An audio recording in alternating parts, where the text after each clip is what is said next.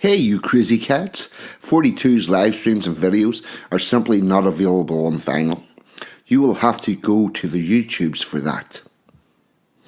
So if you want content about British traditions and culture, cutting edge social commentary from an unapologetically patriotic perspective, along with a side order of madness you simply will not find anywhere else, then this is the place for you. And to all those early adopters in the chat, don't forget to hit the notification bell.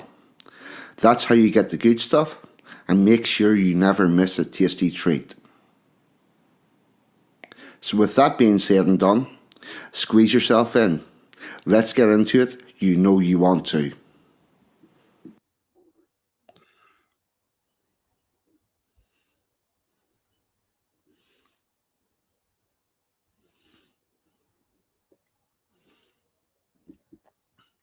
Good afternoon, good morning, good evening. Please delete as applicable because the internet is worldwide and time zones are indeed a thing.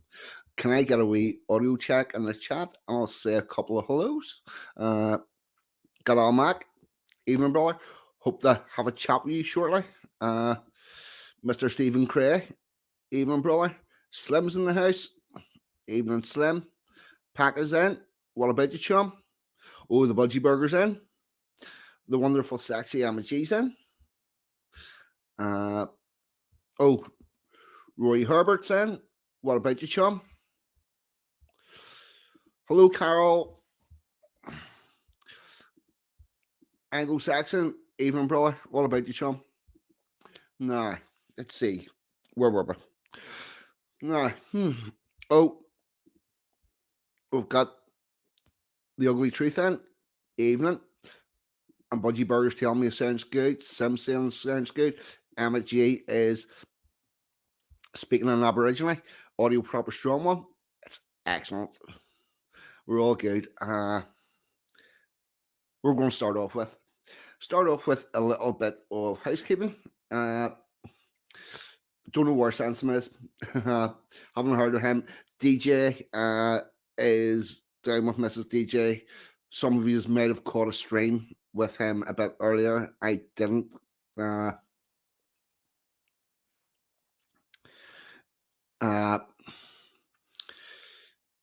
What's happening tomorrow? I have no fucking clue. I don't know if Rags is streaming.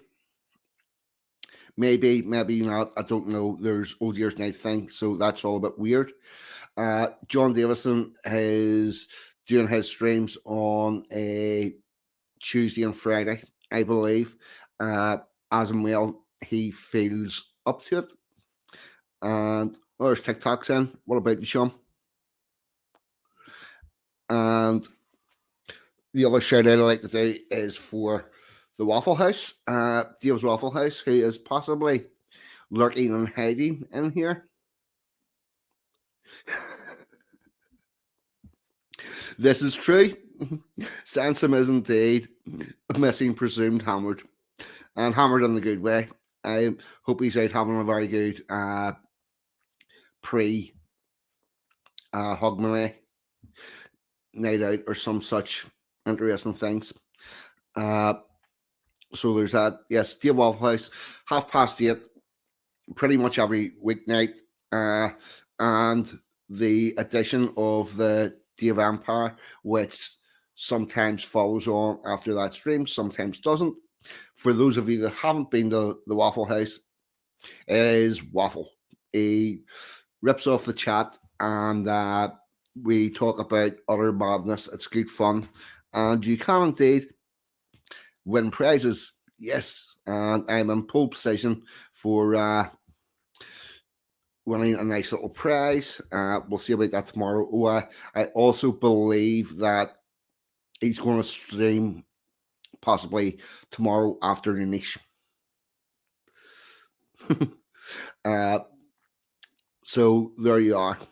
Yeah, if you're not in the Waffle House, you're missing out. It is indeed the pervert scope. But I have nefarious things that fly about in the sky at night. around where I live, and I would like to have a look at those. I'd like to have a look at the stars and the moon and all that sort of stuff. So it's not going to be used for perverting. And Dave's Waffle House, uh, hopefully, because you put your foot on it and you said you were going to come in. So yeah, you there'll be ample opportunities for people to come in tonight. Other channel update. What I had been doing previously was do all the stuff that I wanted to talk about and then open it up, and we ended up with 4, 5, 6 people in here.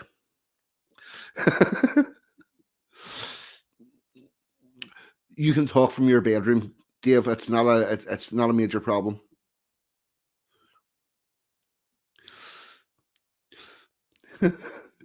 Dave is booked. He is. Dave is booked. Right. So I'm not going to be doing that anymore.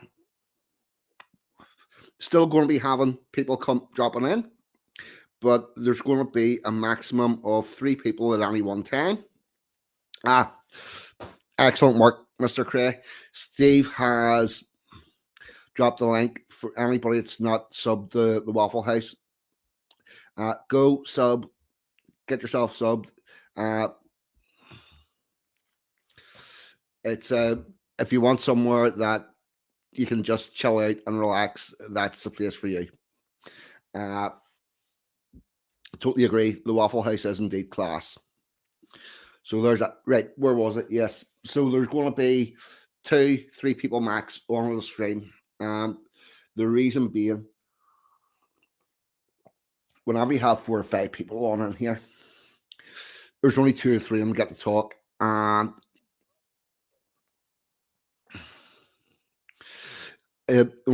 there's 2 or 3 people talking, 2 or 3 people listening, and I think that is Mr. James from Philly's in. What about you, chum? So we're keeping it to 2 to 3 people from now on going forward.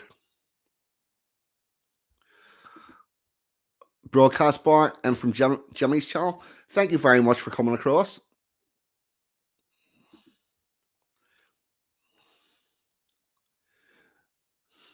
And Budgie's giving us song lyrics, I believe. The stars are out tonight. Don't know if it's cloudy or bright. I only have a. I should know not to start reading a Budgie comment that I haven't actually read the of. An invasion from a very welcome invasion from across the pond, Mr. Special K. And there's Jimmy's link in the chat. So what I am going to do, there's only a couple of things that I'm going to talk about tonight. As you know, I like to talk about traditions, and there's a new Christmas tradition in Britain that I did not know about, so I'm going to make us aware of this. It's bright, shiny, new, and quite strange in my humble point of view.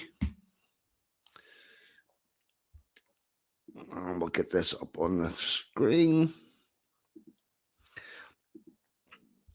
I only found out about this by chance because it was on the news on my local radio station. Let's see, that's perfectly fine. So, this is from The Independent. More than 3,000 people spend Christmas Day applying to vote. For many, Christmas Day is a time to focus on swapping presents or overindulging on food. Actually, mainly for being with family. That's what Christmas Day is about. But I divulge. But for some, it is the ideal occasion to apply to register to vote. A total of 3,273 applicants were submitted on December 25th this year, with 318 online and 55 paper forms, government figures show. The majority, 62%, were from people aged 34 and under, while just 3% came from those aged 65 and over, which explains part of the reason why most of it is online. The number is up by nearly 1,000 compared to Christmas Day 2022, when 2,313 people made an application. So there is a pattern. This is something that people are deciding to do on Christmas Day. Let's get registered to vote. Christmas Eve and Boxing Day also saw a year-on-year rise in applications, with 4,402 forms submitted on December 25th, up from 3,663 in 2022 and 4,913 on Boxing Day, up from 3,926. So, over Christmas, there is a there's quite the effort being taken to get people to sign up, and I'm going to guess a part of this involves people going around with laptops or iPads or something similar device and rapping on people's doors and saying, "Are you eligible? Are you uh, on the electoral register?" And if no, cajoling them into voting. Something I'm going to need to talk to the people from National Housing Party UK, because they're more up to date on, obviously, they're more aware of the electoral system in England than I am. But I'm curious as to whether or not they are simultaneously signing them up for a postal vote. And this is a fucking harvesting initiative. The jump in applications to registered vote comes ahead of what should be a bumper year for elections in the UK. Now, what I do want to say is, I don't think I don't think these people are Indigenous British. I think these are people that have a non-Christian religion that do not celebrate Christmas, and therefore they go out of their way to do something on Christmas Day that is not involved with a traditional Christmas.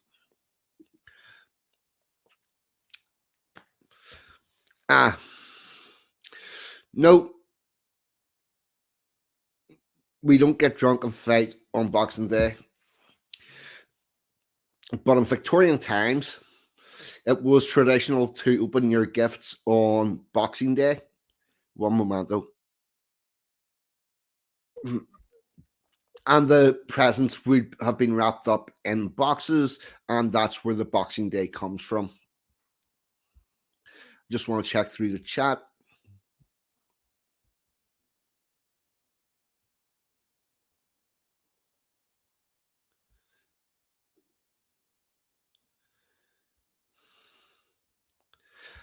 Oh, you can do that online here too. It's you register to vote online, and that's how they're going about it. Linda Hunter, I've seen jumping in. Happy New Year. I'm guessing you're in the New Year's Eve down under. Right. Now,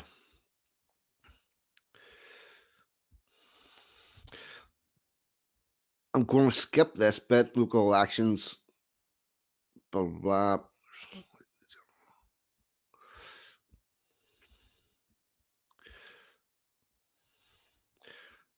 Skipping that. Some 25,769 people submitted their tax return over the 3 days from Christmas Eve to Boxing Day, according to Her Majesty's Revenue and Customs. So,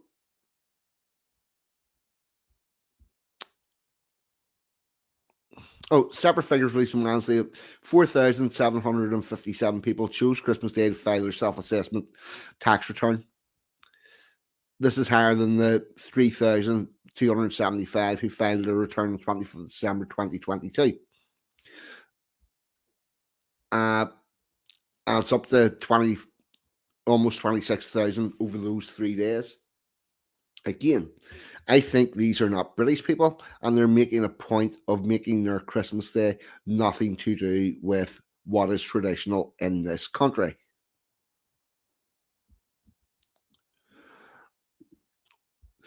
Yes, but just not quite the same extent that yours are. Uh, and the rigging does have a lot to do with postal votes in the same way that yours does. Uh, but the the election fortification in your country is a lot stronger and wider spread than it is in ours.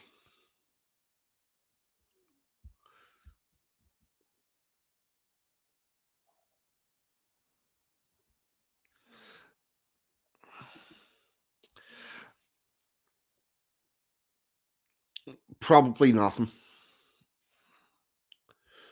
Probably nothing. Ramadan and the Ramadan song and all that stuff doesn't really affect us.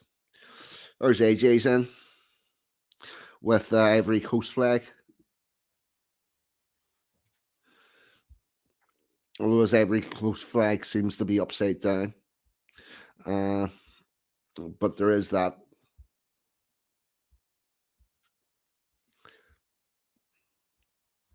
So, there you go.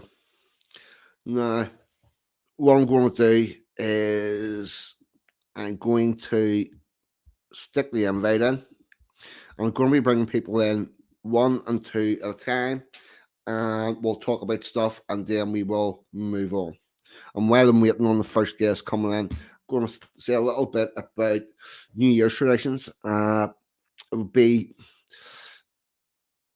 personally for me, because I live near the shipyard, I tend to hear the sirens going every year. Mr. Jimmy from Philly, what about you, sir? What's up? What's up, man? Same old, same old, same old. How's everything with you? Okay. I'm like 7 months sober. No drinking, no nothing. Excellent. That is that's the result, mate. That's very good. It's not easy to do, and just I was hitting stick. it a little too hard. Yeah, yeah. Just stick at it, mate. Everybody put a 7 in the chat for Jimmy. Or you can see them are all starting to come up. I really need to stop smoking. That's fucking Well, me up. smoking is notoriously hard to stop. Uh, and a lot of it has to do with just the availability of them. The what? Availability. Like they're just there. All the shops have them. Well, yeah, availability, yeah. Yeah. Well, You you know, know what it is? It's something that you reinforce every 20 minutes, a half an hour. So, yeah, yeah, but this is true. And it's not a crime. You're yeah, not going to go to jail for smoking. Yeah. and you don't see there's no immediate effects. Yeah, You you know, don't see the effects right away. Yeah. yeah, it's like if you spend 5 hours drinking, you know you've been drinking for 5 hours because your functions all stop change. But if you're people smoke all day every day, and on that day nothing really changes. Well, you develop a tolerance, so Yeah, uh, you know feeding the Jones. And whatever happened to Small Man? Does he still come around? who? Small Man. I don't even recognize that name yet. You don't recognize his name? No, Small Man, yeah. I don't know. I know nothing about him. To be fair, No, I thought he was always in Dangerfield's chat. And Mm. he started a little music channel. He only had a few people on there. But Small Man disappeared. Yeah, small man disappeared. That's what Special K said. Yeah. Yeah, yeah. So you kept up with the channel. What, you got about 500 people, huh? Yep. I have indeed. Actually, mate, I have really enjoyed it. I come on and do a stream once a week, Saturday night. It's became my thing. Oh, you And only do one stream a week? yep, I do one stream a week. I'm on the free version of Oh, StreamYard, okay. so it gives me Right. 20 hours a month. Uh, I Yeah, I part hear of you. Yep, part of the reason why I haven't went for a paid one is I honestly don't want to be doing 2 or 3 streams a week. You know, Right. it's I've got this thing. I've got Saturday night. I do my stream. I've got a week to figure out what I want to talk about, and then I Right. go and do it. The I have a very good regular chat. Of somewhere between 20 and 40 people in for the duration of the show, which I think is excellent. Uh, and the chat are all very friendly. So, uh, Yeah, I hear you.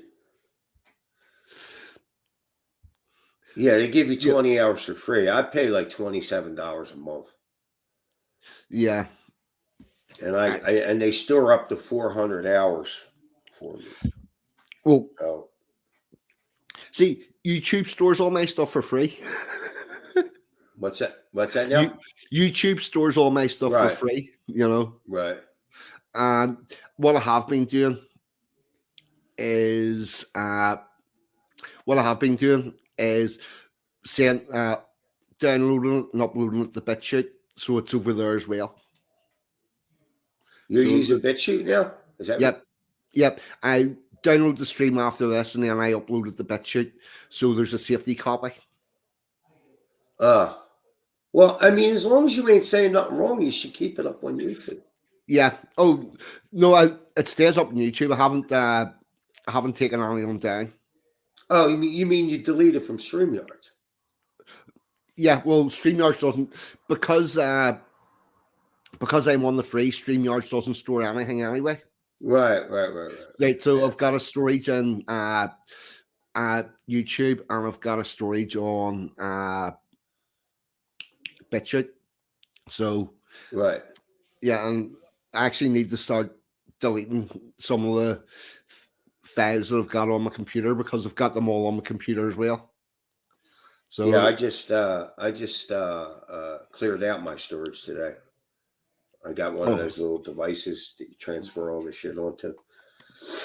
yeah, I need to do that, but it's getting around to it.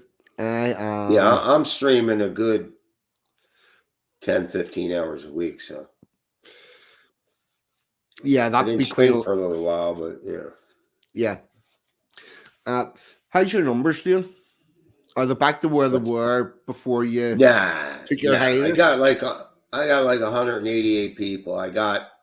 Generally I got between 10 and 15 people in the chat. I used to have between 30 and 40 back in the day, but they kept killing my channel. So this is my fourth channel.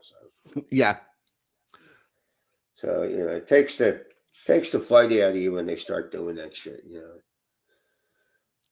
yeah, it does. I It, mean, everything they dinged me for turned out to be true. So yes. Well, this is it. You were getting hit for stuff that you're allowed to say now. I was getting hit mostly for two things: election misinformation and Yeah, medical misinformation for COVID. yeah, And I didn't say anything that was untrue, or I didn't say any misinformation. I yeah, admit to all of what I say. Now, it's all bullshit. yeah. It's it's absolutely nuts. What they have done. And they arbitrarily decide what you can't say, but they don't tell you that. No, they don't. Yeah, yeah, They make the yeah. guidelines. And then when they give you a strike, like I'm doing a 6 hour live stream, what the fuck did I say? And they don't tell you. Oh, they you go through the motions, and but that doesn't tell you what you said that was offending to them. So yeah. Uh, Budgie Burger's asking, "What's on your T-shirt, mate?" He said it looks Oh, good. that's like a protest against abortion. That's RGB. She was a Supreme Court justice. She just died. She was a Yes, big proponent of abortion. So that's like a ham steak on her shoulder, baby parts. yeah, That's an artist. That's an artist that you ever see that crazy trailer I for my show? I That think crazy so. ass trailer. He did that, and he did same guy that did that did this. You probably I showed this on Dr. K. That's me spanking David Packman's ass. Yes, yes, that's cool. Yeah, That is cool. he's an artist that he hangs out in the our bastard chat. So Yes, that was the Supreme Court justice that died, and then there was RGB Bader yeah, Ruth Bader Ginsburg. yeah, Yeah, and but they touted her as some kind of hero, and she killed millions of babies, basically. yeah. Oh, and then as soon as and then as soon as they died, they were calling her everything on the sun, saying, "Why could you not just have stayed alive until Joe Biden uh, got in?" Because it meant that Trump got another appointee as Another Supreme Court appointment, yeah, justice. yeah. She should have retired, but she didn't. Oh, yes, like she looked like she was dead about 3 years ago. Oh, she looked like she was dead about 10 years ago. Mm. She held on too long. They were, you know, Yep. but she could. Well, see, they all thought that Hillary Clinton was going to win. That's where they fucked up. Yes. So, yeah. And then she up and died during Trump's presidency. So that Yep. gave him 3 picks. Yeah. Yeah. Although I don't think his picks were as good as they could have been. Well, I mean, Yeah. Well, having said that, Trump, you got to understand something. Like all of these people come up through the ranks in politics, so they pretty much know who's who. Where Trump didn't know that. Trump didn't yeah. make his money like that. Trump didn't come. He knew a lot of these people, but he don't know the machinations or the dynamics of Oh, politics, it, how it actually works. I think he knows more now. oh, you know, So he had to rely on the advice of people yeah. that were screwing him. So. The other thing is, like, he was in business all his days. So, if he's running a company and he tells a person in marketing, "I want you to do this strategy and market this way," they do it that way, or they go. Whereas whenever he was in politics, he says, "I want you to do X," and they just went, "Yeah, okay, we'll do X," but they quietly went and did Y or Z. Right. And I don't think he understood at the start of it how easy it was for them to do that. I think he's got quite the uh, waking up on that. I think it'd be a Well, different I really don't think Joe Biden keeps saying he's going to run. They're presenting it like Biden's running against Trump, but I don't see it happening. I don't see it. No, they're not going to run him again. I He's couldn't see not. it. They're gonna put that Gavin Newsom up against Trump, and they're going to try to cheat again. They're Oh, going to do something. They're going to well, do something. they're already trying to cheat because they're trying to get him off the ballot. Well, yeah, but that's not going to work. Because first of all, a judge can't just summarily decide that you're guilty of something. There has to be a trial. There's called due process. Same Yeah, in your country. I mean, yeah. there's due process. You have to be charged. You have to be able to confront your accuser. Evidence has to be presented against you. You can dispute that evidence. They got to prove you guilty. They can't just say you did something. That's bullshit. Yeah. That's just bullshit. I think there's quite a bit of stuff going to be going to the Supreme Court about him, and there'd be new laws created. Yeah. Discovery in his cases. Well, the cases that he has already done, they haven't actually gave him the proper discovery. They haven't given him all the information. Well, yeah, because if they give it to him, he proves himself innocent with it. Yeah. Yeah.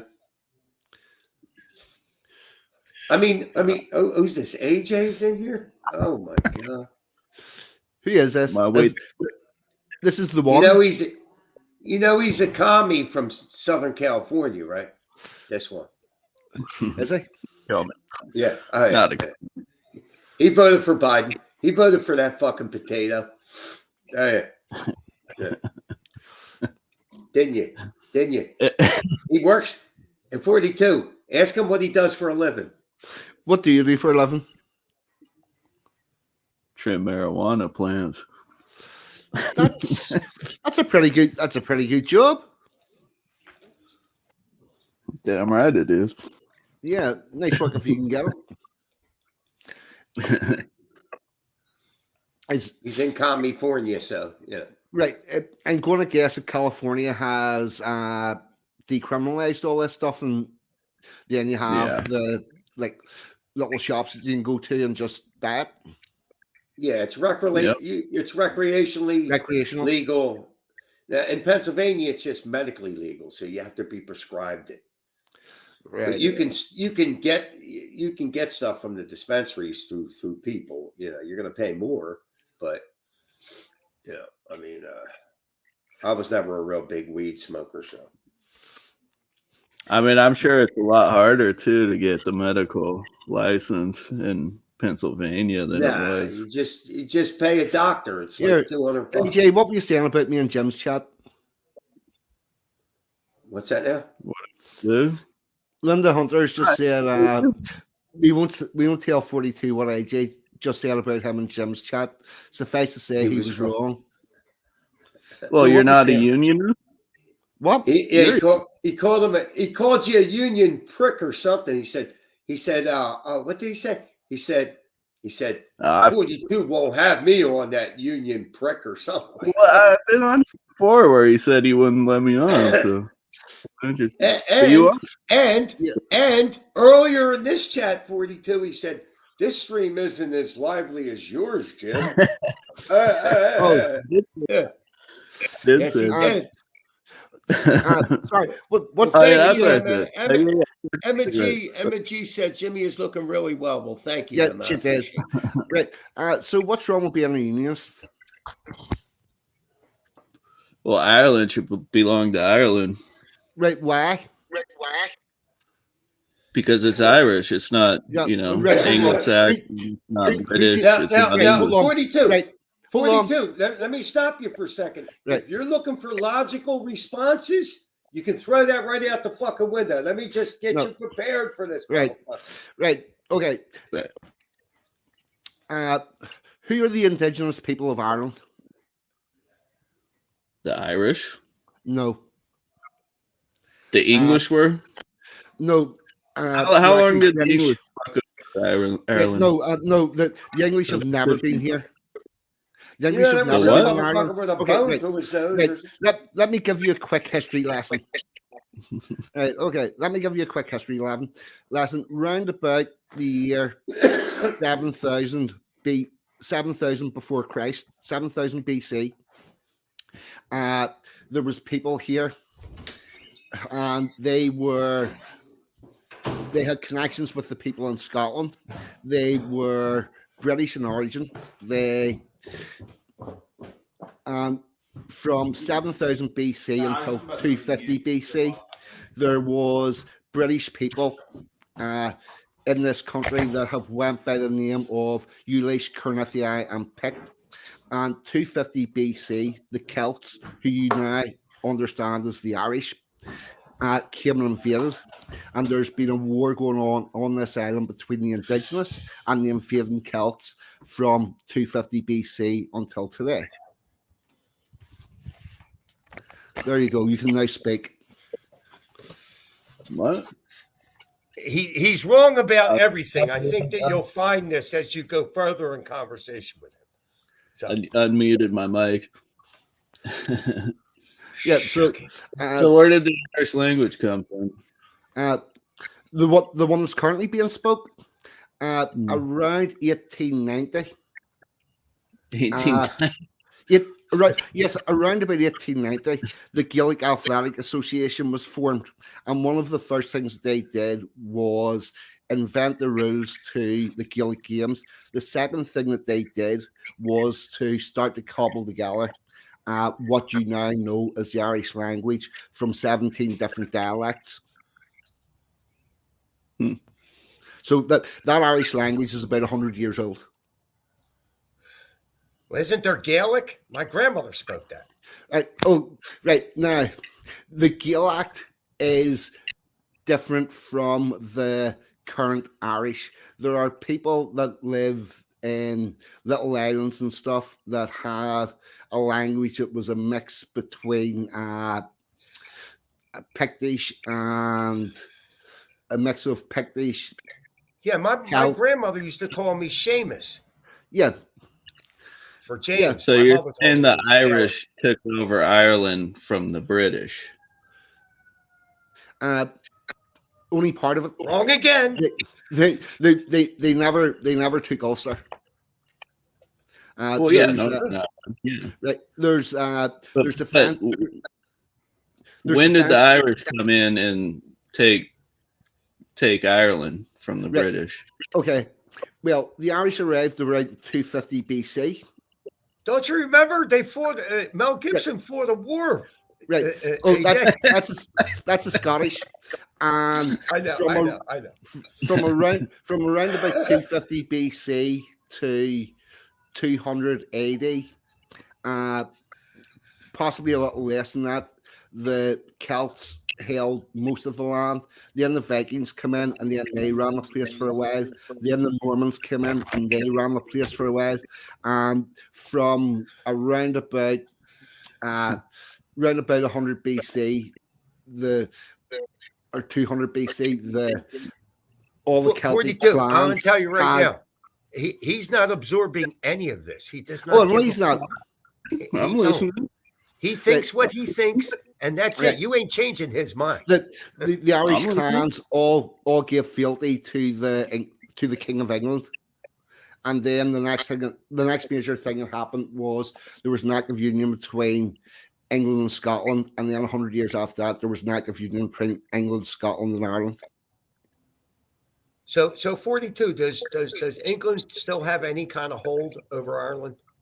No, England, Scotland, Wales, Northern Ireland are 4 individual countries, and how you might understand that is California, New York, Oregon, Michigan are 4 separate states within the United States, but are all part of the federal United States of America.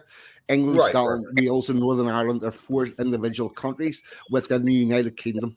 Yeah. Of Great Britain. Okay, so that's the United Kingdom. Okay. I never really quite understood that, but well, you're European Union, right? Are you part of that? No, they want to get back in. No, we don't. Nobody wants to get back in. I was just reading an article where most people want to get back into the European Union in England. Yeah. Well, UK. I've read articles that say that pretty much everybody in America supports the Ukraine war, and I know that to be bullshit. I've read articles that say that everybody in the United Kingdom supports Joe Biden. I know that to be bullshit. And the same people that write those sort of articles also write articles that say that most of the people in Ireland and in England, Scotland, Wales want to be part of the European Union, but they don't. 42. AJ supports transgenders, but he won't date them. Why not? You always bring this shit up, dude. I don't care what people do. Can men become women? I don't No. care what people do, man. It's none of my business. Answer the fucking question. Can men become Yeah, women? if they want to do that, who gives a fuck? Yes? It's none of my business. Yes? Doesn't bother my Yes daily or no? life. Yes Yeah, or no? sure. Can men be? Oh, really? Men can become women. Yeah, Okay. they want This is to. what you're dealing with here. I'm just want to let the audience know what you're.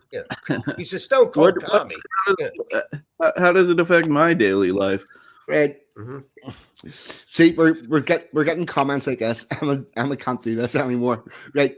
AJ, what do you do for New Year's Eve? What do I do for New He's Year's gonna Eve? get. Yeah. Do He's you going have to any? smoke a Yeah. bunch of weed Gonna be and this. drink his ass silly. He's drinking the cheapest beer on the market. He gets 3 of them 24 ounces for like $5 or $6. It's cat piss.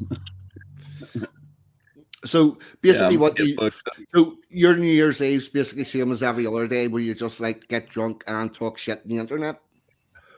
Pretty much. Yeah, basically.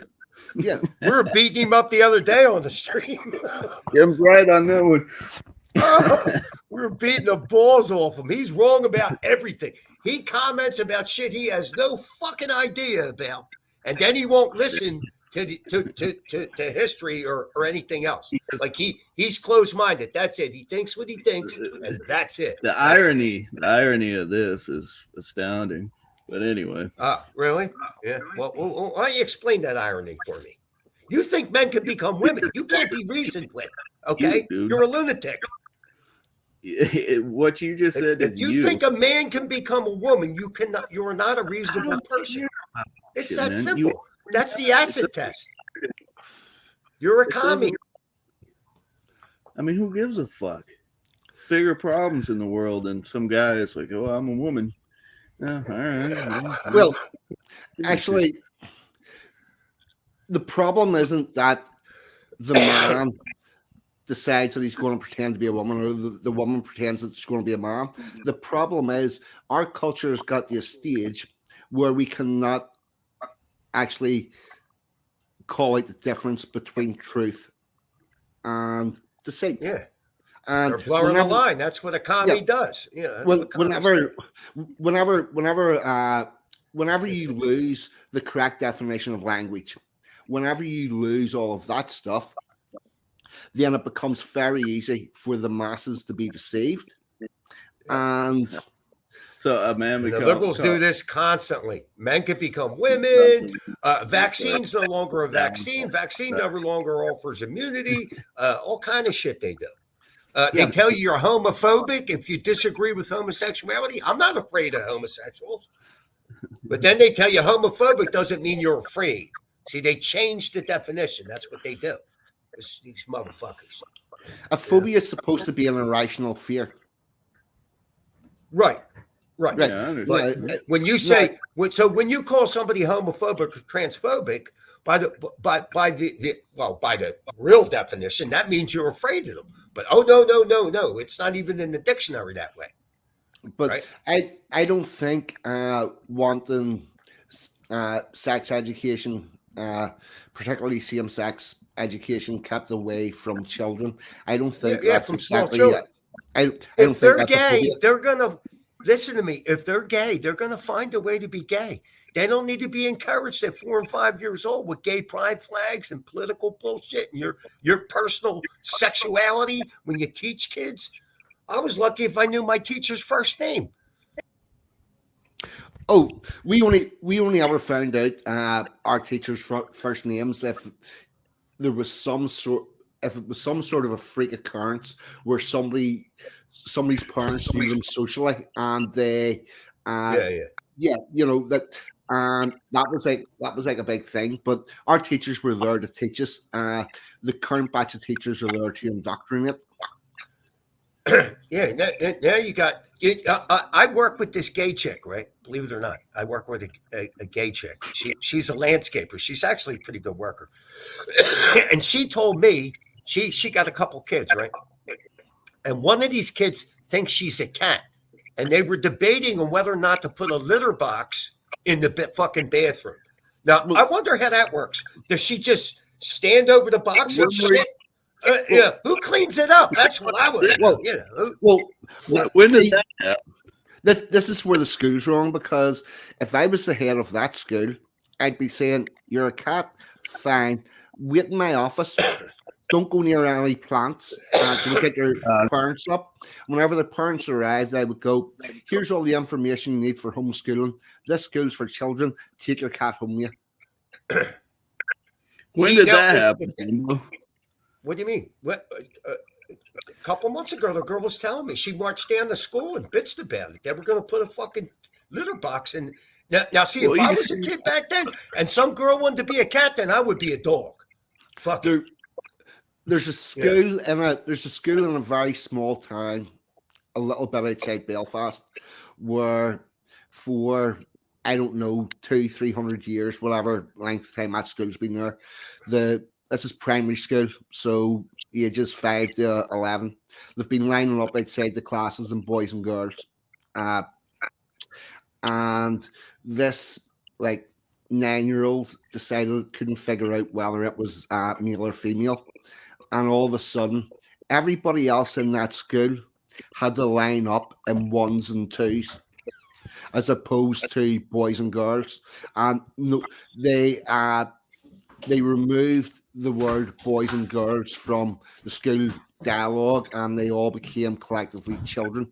Now, that Right. person has disrupted everyone else's education. Right. And at that point, Because they let political ideology get into the classroom. yep. And this is where the problem is. If you want to be outside of the mainstream, that's fine, but don't bring your madness into schools and cause everyone else's child to be taught about this bullshit whenever they didn't need to be.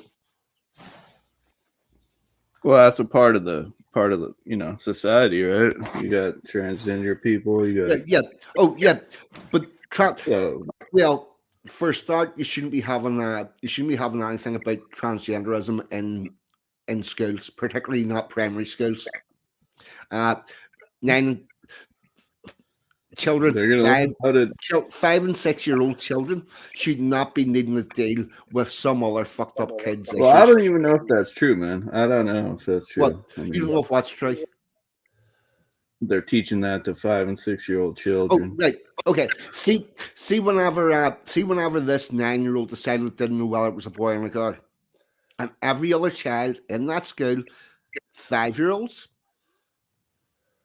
uh, 5-year-olds and up, had to be told, "We can't call you boys and girls anymore because this other child doesn't know if it's a boy or a girl, and we'll have to call you all children, and you line up in ones and twos now." How's that not teaching them about it?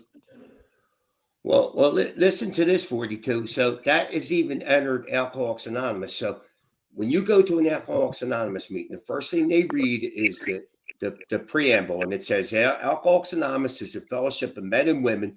Well, they just now recently changed that to Alcoholics Anonymous is a fellowship of people because of non-binary, which was probably 0.1111111% of a percentage of people in AA. And they changed it during the pandemic when people weren't around to vote. They didn't go to meetings so much. They were in Zoom meetings. That shit's even reached Alcoholics Anonymous. They're going to destroy Western civilization. That's what it's commie shit. We're in the midst of a communist revolution. That's what it is. 0% of And he supports it. He's a commie. He's definitely a commie. Jim, give me your definition of a commie. I'm looking at one. But you have no definition of what policy do I support? Do you support communism? Yes, he does. Give me an example of some policies. Communist policies, collectivization. Now, you know what? I support the policies in your country, 42, and Which European policies. You know, take care of each other. You got decent health care. No, we don't. We have shitty health care. Actually, they don't. See, you're wrong again, AJ. Right. Okay.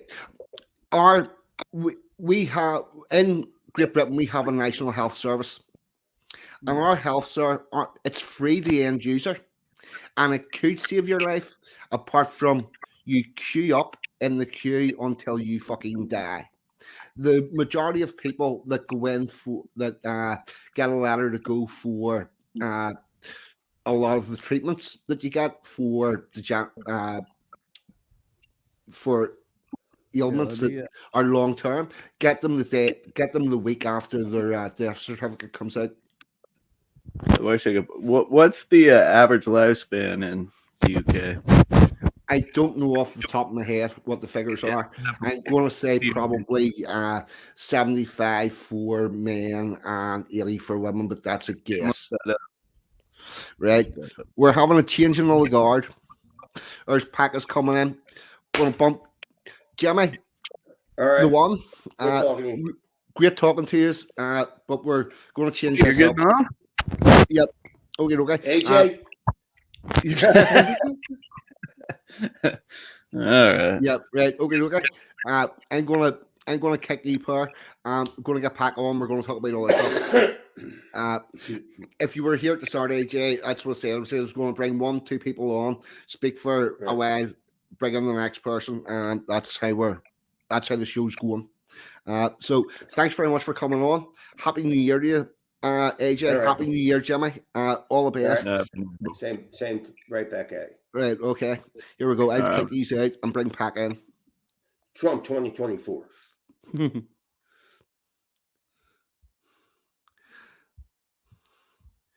There's Packer. Hello. What about you, John? Yes, how's yourself? I'm all right. I thought I broke my headphones. I've stood on the end, but they seem to be working, so we're all right. Happy New Year, everybody. Yes, Happy New Year. Right. A little glass of gin. Now, oh yes, that's always good. What's old year's night, New Year's Day like round in the Packer place?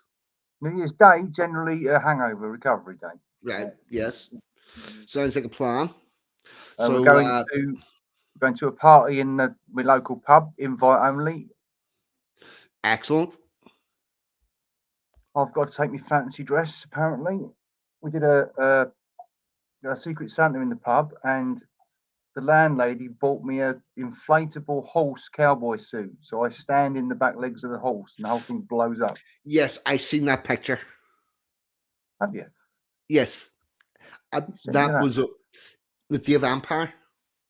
Okay. Yeah. Okay. Yeah. You did. Yeah. Yeah, I seen that in the Day of Empire. Talking about the Day of Empire, Waffle Brother, are you about? Yeah, where are you? Come on.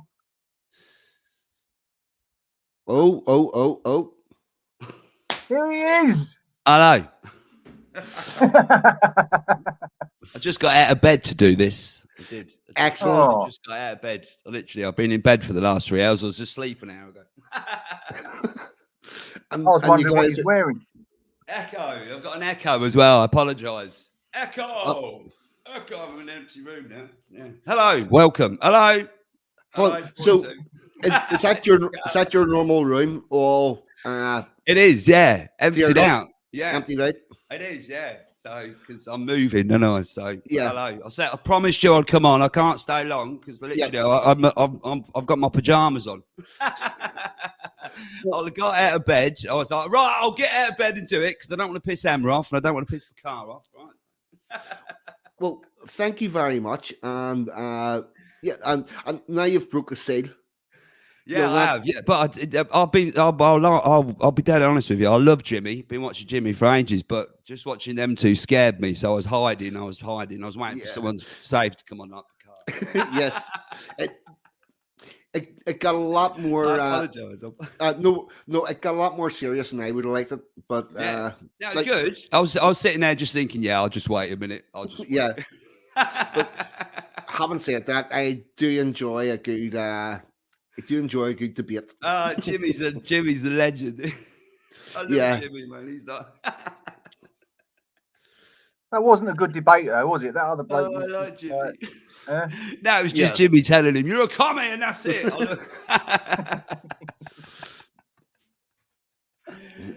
Real men don't wear PJs, though. They're not PJs. Look, they're long johns. I've even got my socks on as well. Let's see. I'm gonna guess Emma G's talking about the room. She says it looks smaller. Yeah. It does look smaller, don't it? It's weird, isn't it? It is weird, isn't it? It looks loads smaller, yeah. So, yeah, but hello. I don't know what you want me to do. Hello. Yeah. Happy Christmas, everybody, and a Merry New Year. The important thing, what time's the Waffle House tomorrow? I don't know yet. I don't know. Right. 3 o'clock, 3:30 tomorrow afternoon, and you can win the pervert scope. It's yours. Yep. All right. Picard's going to win the purple thing he doesn't want. So, you know. Yeah, we know what we're doing with that, don't we? It's all worked out. Yeah. Well, yeah, we'll talk about it. All right. So it's all worked out nice. Yeah, it has. Yes. So what's so Paca, Old Year's Night, you're down the pub for an invite. Yep. Mr. Waffle House, what's Old Year's Night? Very like with you? boring. Very boring. Nothing. I don't think we do. We'll probably pop round and see my parents, hopefully, about 10 o'clock. See you in the new year, and then come home and carry on packing, probably. Are you bringing a bit of coal with you? Do I need to bring a bit of coal with me? Do I need to?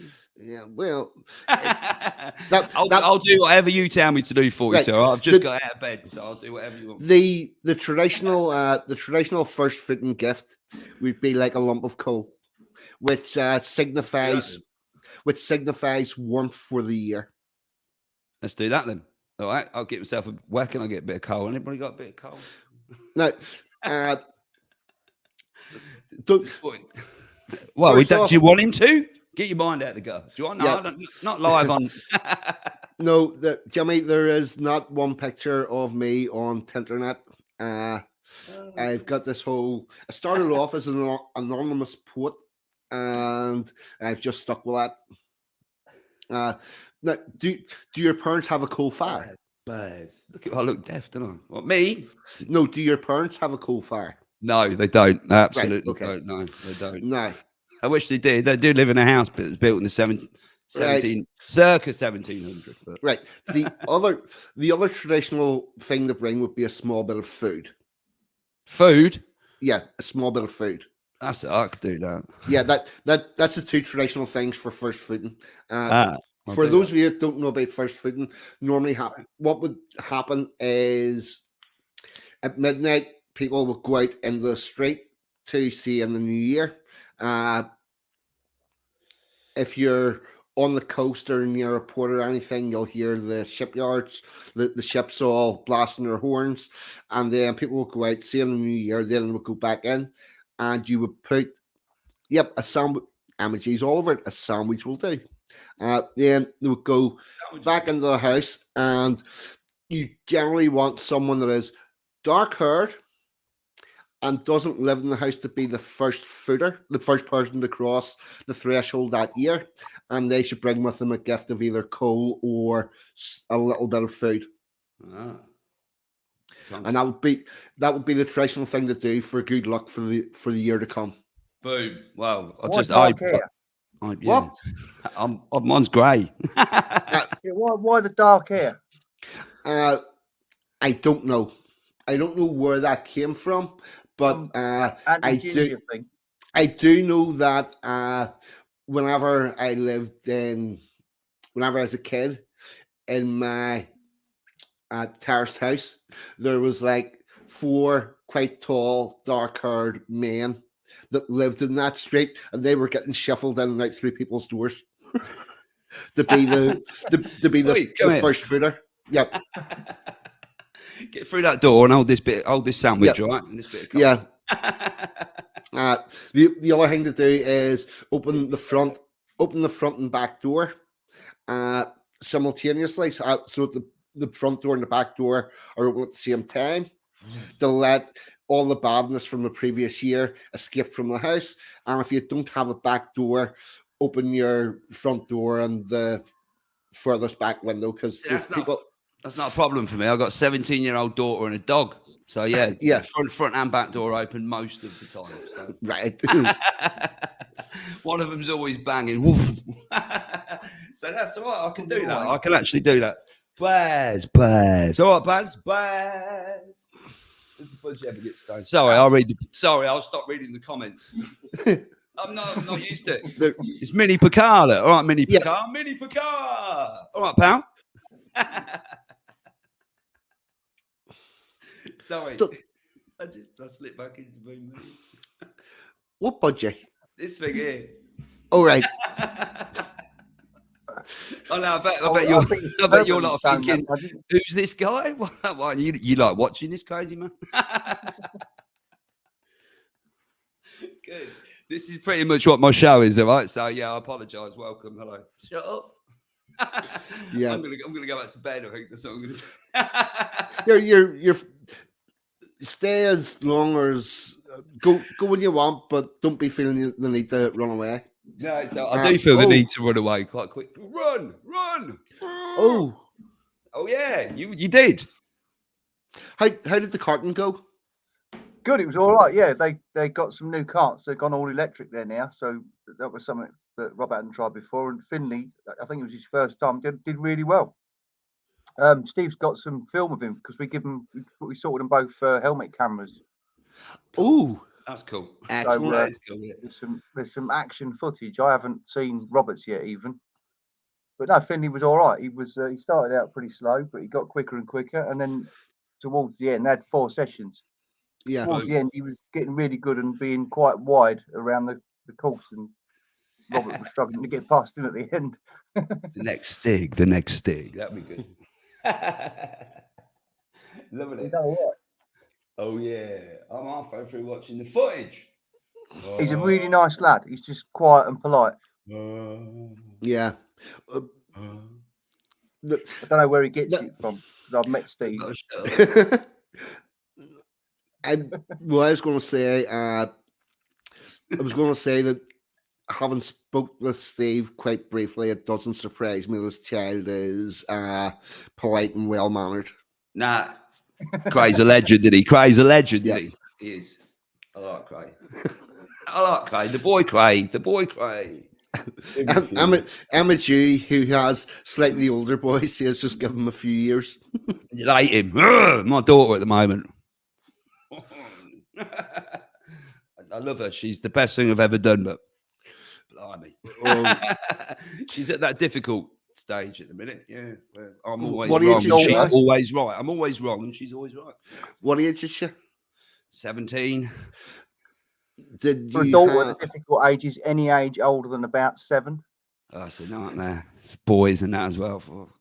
I know what I was like, you see. So I keep trying to give her the inside information on men, but she just doesn't listen. So she doesn't. She just doesn't listen. I keep saying, look, they're not interested in all that. No, but she won't listen to me. So good. And then what happens? It plays out normally as I say. And she's like, "You're right, Dad. I know I was." Watch her crap. It's horrible, isn't it? Oh, it is. But it's all right. I did it to my parents, and she'll do it to me, and then her kids will do it to her. Come on, that's the bit I'm looking forward to. My daughter's 30 now. She turned out all right in the end. Yeah, I think they do, don't they? My niece now, how old's my niece? She's like 25, 26. In the last couple of years, she's become a lovely young lady. But before that, I could have throttled her. Fucking hell. And my daughter's getting to that age, where I want to throttle her all the time. So I just try to stay quiet now. I get up and just stay quiet. I do. I get up. I daren't say morning or anything. So I'm just like, is she in upper 6th, planning to go to university or something like that, or what's she up to? Hopefully she won't go to uni. Yeah, I don't want her to. But no, she's followed in her old man's footsteps. Boom. So she's going to be unemployable by the time she gets to my age. Mm-hmm. She's going into music. Oh yeah. Right. Excellent. I was going to say, if she was at all considering going to university, and I'll say to anybody, I'll shout this out to everybody here, if they have got a child that's getting towards the age where they're going to be making a decision about university or whatnot, there's a book called Worthless by Aaron Clery, Aaronclery. And what it does is it breaks down which degrees are worthwhile and which ones are worthless based on the amount of money it costs to get the degree and how much your potential earnings are. Yeah, I've got a degree in gender studies. Good. Oh, Was it interestingly, worth the money? Was it worth them? well, for a small amount of them it is, because a lot of them go straight into civil service. A lot of them go into education. Yeah. There Poison our children. there are surprisingly, but because we've got this underground, well, it's actually an overground movement now of indoctrinating children and bringing it and putting policies in place. Gender studies does get you, if you've got the right connections, into education, into the civil servants service, into government, that type of thing. That makes sense. Yeah. Yeah. Oh, also, I need to sing the Wombles now because you said underground and underground, overground, Womble. I'm sorry. yeah, You did it, not me. yeah. And Shut up. the other place that gets you is jobs in human resources. You know, right? The HR Karen bitch that runs the company. Yeah, a lot of them have got gender studies degrees. It's the whole thing. No, she's not going to uni anyway. No, no, fucking no. Or unless she wants to, I know, Picard, I'll give you points for that. I'm sorry, mate. It sort of bled over a little bit. He said it. He said overground and then underground, and it popped straight into my head. And I'm like, good. Yeah, Wimbledon free. The Wimbles of Wimbledon coming our way. I'm sorry. It's the way my head works. So that's why I don't take anything serious. I'm sorry, 42, because I'm not. I find it hard to engage in an adult conversation. Oh, God. Good. Welcome. Hello. Please subscribe to my channel. You'll love it. Well, You will. to be totally honest with you, after the last conversation, you're the perfect guest to have on, because we need this we need this brought back down to something Light relief. lighthearted. You need a little bit of light. Yeah, for we're on the talk about fucking old year's night and stuff like that and traditions and shit. Oh, yeah. It's weird because for 25 years, for 25 long years, I worked every New Year's Eve for 25 years. So the last two years has been quite a like a big change for me, because I'm used to being on the other side, watching people get pissed all night, paying loads of money for everything. So yeah, it's been nice the last couple of years. Yeah, I think the last 2 years I've spent with my wife and daughter, just very quiet New Year's Eve. Go around and see my parents. I'll take a bit of coal now and a sandwich tomorrow and make sure I open the door. But yeah, like, you know, it's in about 10 years, I think. Yeah, I mean, like, Robert. yeah, it's weird because I haven't been on the other side of it. I like, the last thing I want to do is go out and party. Do you know what I mean? It's like, oh yeah, come on, you know. So yeah, just like a nice. That sound really boring, don't I? Fuck, you know. That's great.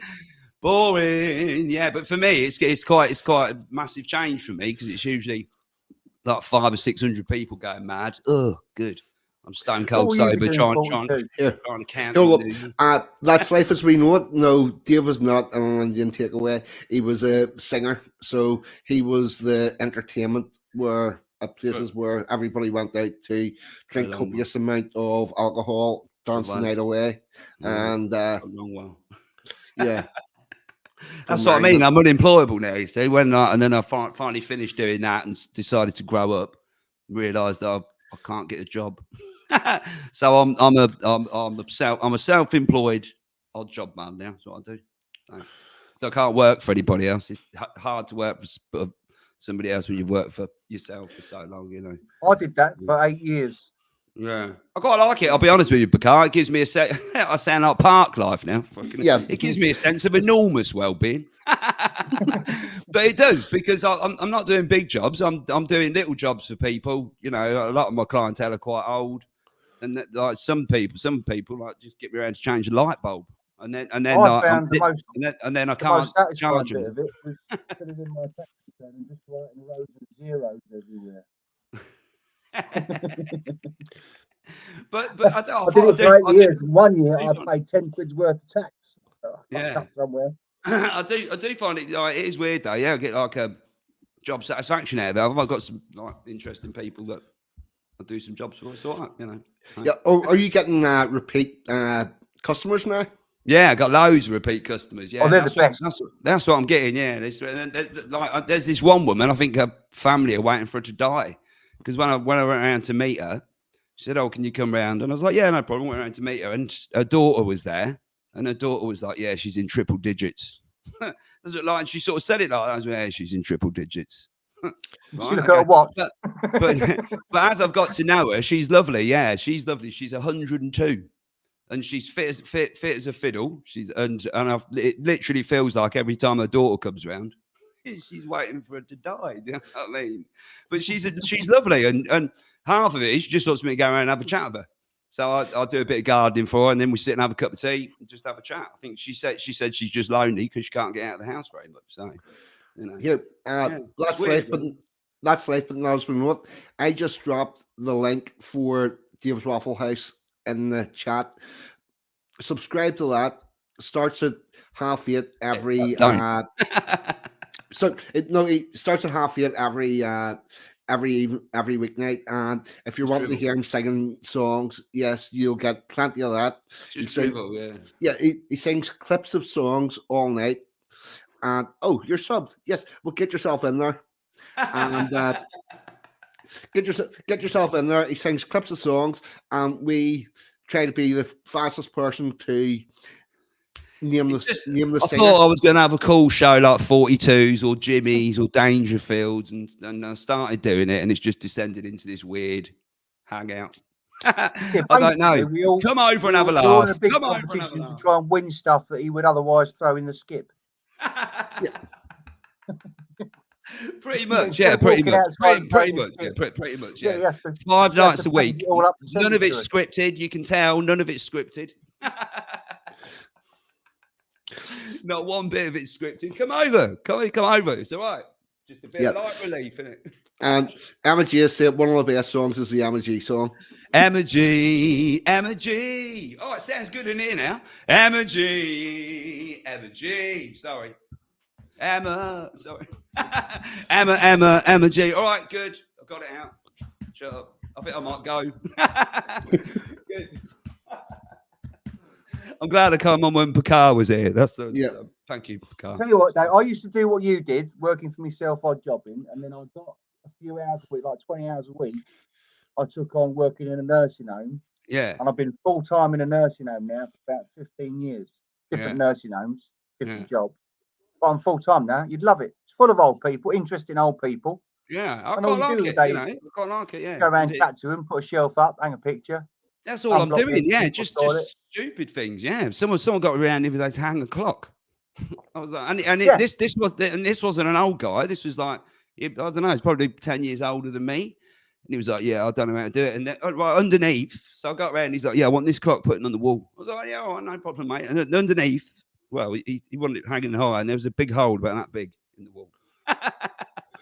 And I was like, what happened there? He said, I don't know. I tried to drill in. The wall just fell apart. I was like, okay. And he was watching me like a hawk. What are you doing there? I said, I'm putting a pilot hole in. Oh. I said, because sometimes if the wall's bad, the pilot hole's going to be enough, you know. And then anyway, he's like, oh, as long as it covers my hole. And then he was taking, I filled it for him as well. He was amazed. I said, I'll get a bit of filler out and fill that for you. Oh, it's brilliant. I was like, how can you not hang a clock? You know what I mean? But boom, easiest £40. I haven't got that. The other day. I was around there about 20 minutes. So hung him a clock, give me 40 quid. I said £25. He went 40. You can have £40. Merry Christmas. I was like, oh, cheers, mate. If you ever want regular work, get yourself in at a nursing home because it's all the same type of shit. All right, I'll have a look at that, mate. Thank you very much. I will have a look at that. But it's like I retired 15 years ago. Yeah, I'll have a look at that. Brilliant. I will, yeah. I'll have a look at that, yeah.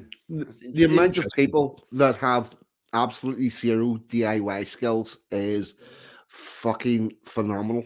It's weird, isn't it? Yeah, because I just assume everybody could do. I'm not a professional. I'm what you call a jack of all trades. I built my own, but I built my own bungalow. My mum and dad used to flip properties, so we do a lot of that sort of stuff. We used to do a lot of that sort of stuff. So I can sort of do a bit. I can't sign off electrical jobs for you, but I can rewire your house. I can't sign it off for you. I can put your new heating system in, but I can't sign it off for you. So yeah, like Now what you do is you go in and you rewire the house and then say to the customer, just tell them it was like this when you got here. Well, I've got a mate. I've got a mate comes around, signs it off, tests it all, signs it off. So yeah, but I'm not trying to do big jobs. Just trying to do little jobs now. Just tiny little jobs for people, you know. And it's nice because there are loads of people. Like I keep getting a lot of flat packs. Can you come around and put a wardrobe together for me? Oh yeah, like yeah. Because these people just can't do that. Just can't do it, can they? No, they just can't do it. Well, to be fair though, you just get a bit of paper now, don't you? And it's just got a diagram on it, no instruction. Yeah. It's just like, what? But I'm pretty good. I like doing stuff like that. So, you know, Simon Sideways is here as well. I might go then 42 and you can get some interesting people on rather than me. If you want to Beal. No, it's all right. It's just that you got some good people in here. You know, you might get some interesting conversation going rather than me just giggling like a weird. No, well, this is actually probably more interesting conversation you think, because it's tapping into a problem where we have a generation where we're probably in their second generation where fathers dipped out, didn't teach their sons any practical skills. Yeah. And that is ended up in the place where you're now getting jobs, putting up clocks, putting up shelves. That my dad's my hero. He taught me everything. I know that. Like some people don't want to hear that. One of my earliest memories. My parents are my heroes. They are. Yeah. Is when my dad was rewiring our house. Oh, he's gone. I can't hear you. So there was only about 1.5 foot gap under the floor, and he was saying to me, "Go down this hole and walk that way, and you'll see a little spot of light. I'm going to poke a cable down there. You get hold of it and pull it back across the room." So I was crawling around under the floor when I was like 4 years old, I think. Yeah, my dad well, he still is. My dad, he's too old to do stuff now, but yeah, like he taught me plumbing and everything. You know what I mean? The old school way. Like everyone wants to do push fit now, and they boom, but like soldering it, copper pipe, and all that. You know, yeah, and you know, and I love it, yeah, and. It's weird, and so I'm literally called the odd job man. You know, and I've got a little. Do you need this doing? Do you need this? If so, call the odd job man. That's me. My one man band was called "Don't Do It Yourself." I like that. Yeah, that's well good. Oh, I wish I'd thought that's better than the odd job man. Well, you can have it now because I'm. Earlier this year, I went round and wired his shed in for him, put an outside socket on. Yeah, for his mobility scooter, and then wired from that to the shed. You sort of take it for granted other people just could do the same, don't you? But like, I'm sort of learning very quickly that they can't. So, but you know, it's good for me. They good for me. Yeah. Right. Look, like I said, I don't look. You got people like Toffee in and Simon Sideways now. You don't want me just waffling here, do you? You can see me 5 nights a week. All right. Right. I'm going to go back to bed. I'm going to go and jump back in bed and poke my missus. Oi! Just on 42. Good luck.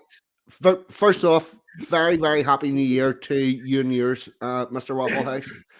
To you too, sir, and to everybody in the chat, and to anybody that's come over, especially you two legends, and Emma, and Mr. Cray, and Baz, and Linda, anybody like that that's come over, thank you very much, honestly. I know I'm a little bit weird, but I'm harmless, and I just here to have a bit of a laugh with people, so... I don't know. Shut up. I will say you take a moment or two to get used to, but once Happy New Year you get. So Happy New Year you get. Yeah. Shut up. Right. I will shut up. I will. I've said too much. Far too much. Good. Right, off you go, and thanks very much. Thanks, 42. You're a legend, mate. Thank you for everything you've done for me as well, and the emails and that. I do appreciate it, mate. Not a problem. Actually, the last one I did, I've actually quite enjoyed that. That was a nice, fun little project. Yeah, I'll get Benton on that in the new year. Yeah, I'll give him a bit of a post.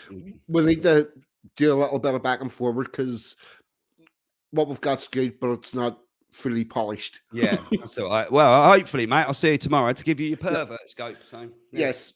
Okay. Good night. All right. See you later. All the best. All right. See you, mate. All right. See you later. and I'm gonna stick the I'm gonna Hey. stick the link back in. And Toffee, Dave Waffle whatnot. House, everybody. Yeah. Go and see him on his channel. He's hilarious. For those of you that are running late, who's Dave? Dave runs a channel called Dave's Waffle House. The link's been in a couple of times.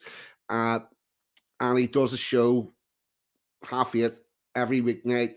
And it's just waffle and a bit of fun and banter. Yes, used to be he was Planet X Hunter. He's now Dave's Waffle House. For those of you that have just arrived in, the new way I'm doing all these call-ins is there's a maximum 3 people at a time. So I'm going to stick a link in. Whoever jumps in next will come along with Packer, and we'll do that for a while. There we go. How long are we going? I'm around 20 Let's minutes. have Rev in. I was watching Rev earlier on. Yeah. Rev, if you want to jump in, work away, please. He was having his little call in.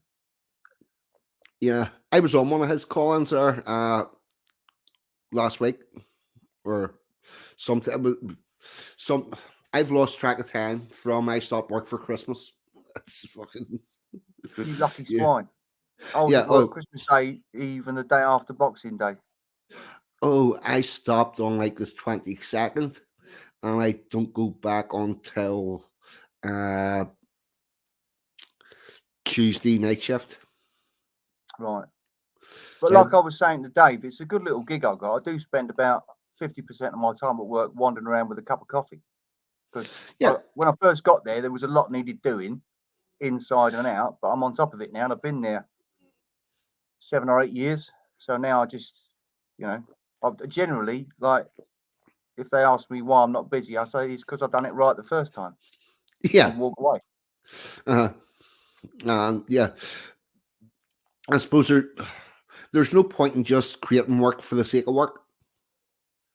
We see, I work with a lot of women, and one thing about some women, not all women, some women, is they really don't like to see a bloke doing nothing. Yes. Some of them, it gets under their skin in a big way. Well, really gets under their skin. They'll walk past 5 women in a corridor that are just standing there chatting, and they won't bat an eyelid. But then they'll walk down the corridor and see me doing nothing, and they're like, "Why aren't you doing anything? Why aren't you busy? And you got something to do?" Oh, the place I work in, the management are very like that. They really, really don't like people being not busy. To the point where they get people to go and do stuff. I don't mind if it's a company-wide thing, if it's an everyone thing. But right, yeah. I'm just talking about some women, not all. Yeah.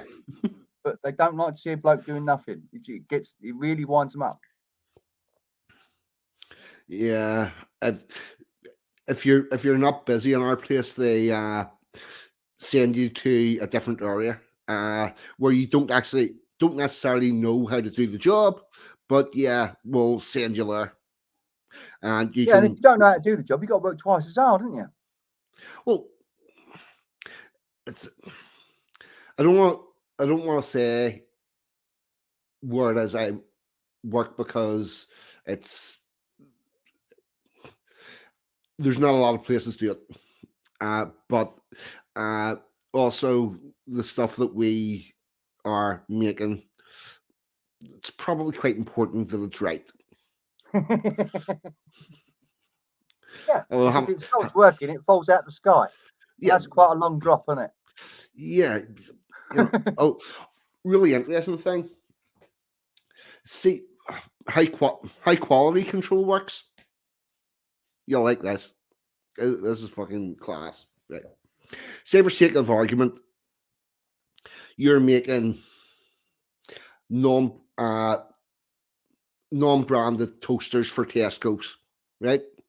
The cheapest, roughest, readiest toaster in the world, right?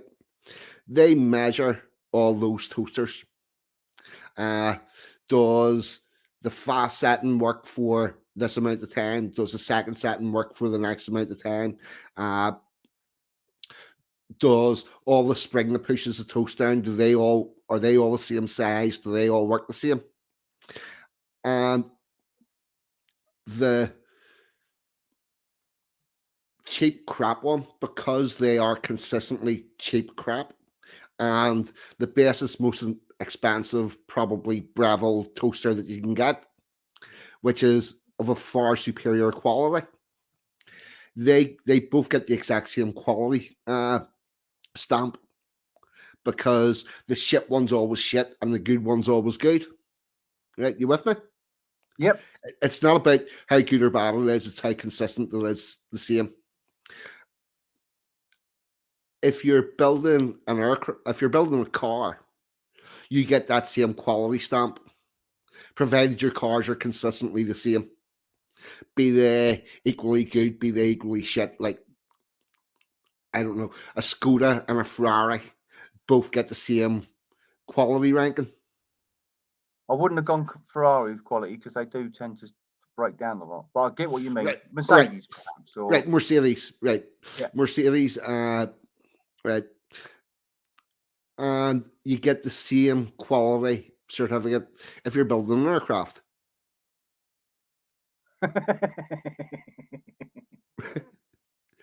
So who is the Skoda of aircraft builders? Well, here's the really interesting thing. They're much of a muchness. Oh, okay. Right.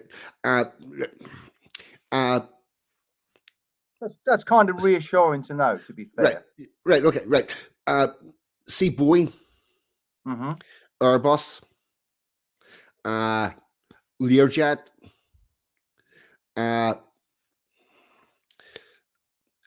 they all get their parts all originally come from the same companies,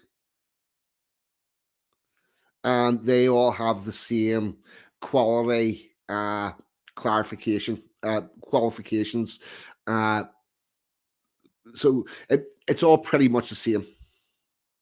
What I will say is I wouldn't like to be owning a Learjet or any private jet, because if you're building an engine coil that's going to go on to a 737, you're potentially sitting in that aircraft someday.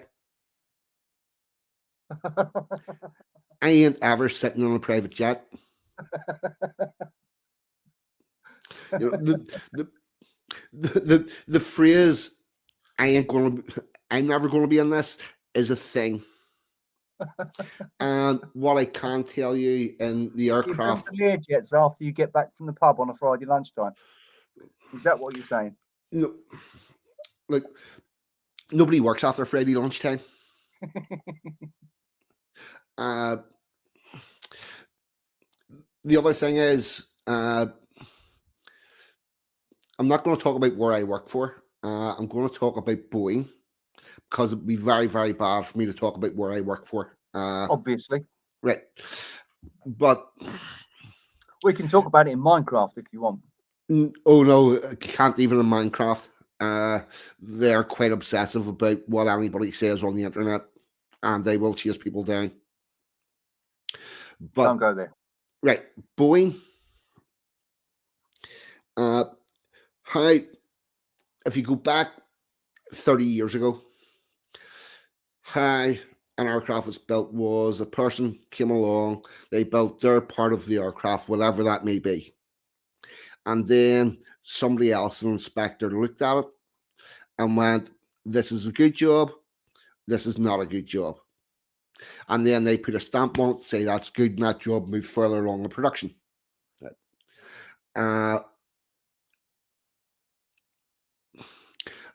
I'm not going into what particularly I do, because then it becomes very easy to fucking figure out exactly who I am. Nah, that no longer happens. Boeing removed all of their inspectors pretty much. and they moved it on to a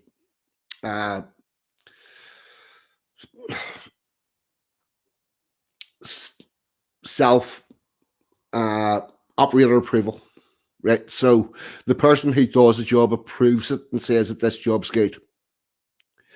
And that is the worst idea ever. yeah. No. So a fellow was asked him, boy, many people do you have work in your factory? And he says, like 9,000. He says, how many inspectors do you have? He says, 9,000. They all inspect their own stuff. But that's industry wide. I can't wait till diversity gets a hold of that. Oh, right. Oh, no, it gets better. Right. So, say for sake of argument, a person is, but and this is industry wide. This is how it works right across the aircraft industry. You're building a part. You put a hole in the wrong place, right? So you've drilled a hole through this bit of metal where it shouldn't be. Yep. Now have a look at it and go, right, that's an easy fix. We're going to put a rivet through that. So they put a rivet through it and it fills a hole. And then whenever it gets its paperwork bit, they'll go, this part isn't the way the specification says, but it'll do. They put on a thing called a report non-conformance on RNC. So you've got this part that's on the aircraft. It's not quite right, but it's going to do. And it goes on the aircraft. And whenever the person, the company that's banned the aircraft, say Ryanair or ban aircrafts, right? So they ban an aircraft, every aircraft.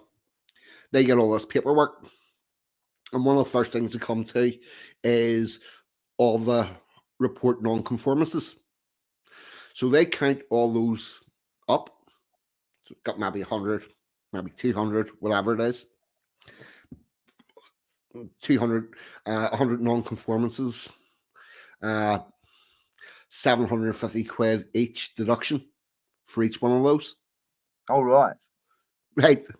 Also, it makes the planes cheaper. Yes.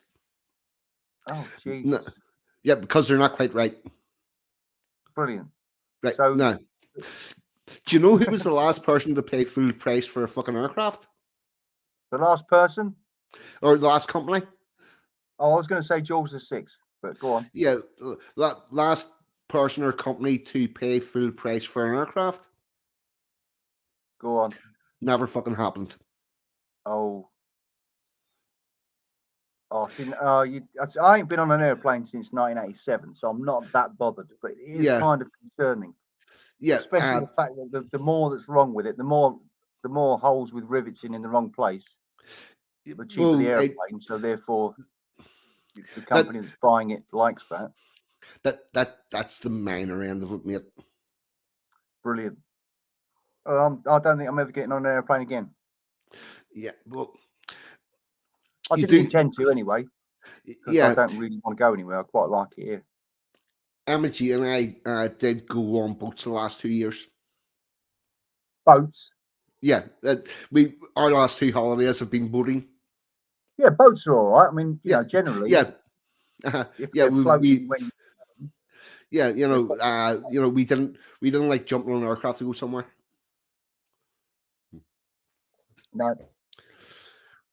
Yeah.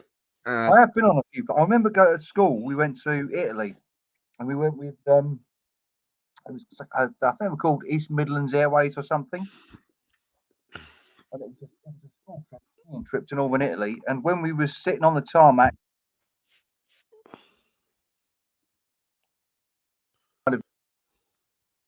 Here, Packer, you're dropping out a bit there. Am I? It's probably this. Is that better? Can you hear me? Yep. Yeah, I said we were sitting on the airplane. We'd all got on. There was a bloke on the wing sticking some kind of gaffer tape over the joints, some of the joints, as far as I remember.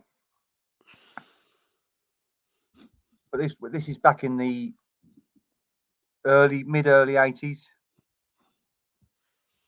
Probably before you was building them. Yeah. Well, why is no one coming in? I don't know. I don't know. But I don't know if I've scared everybody off.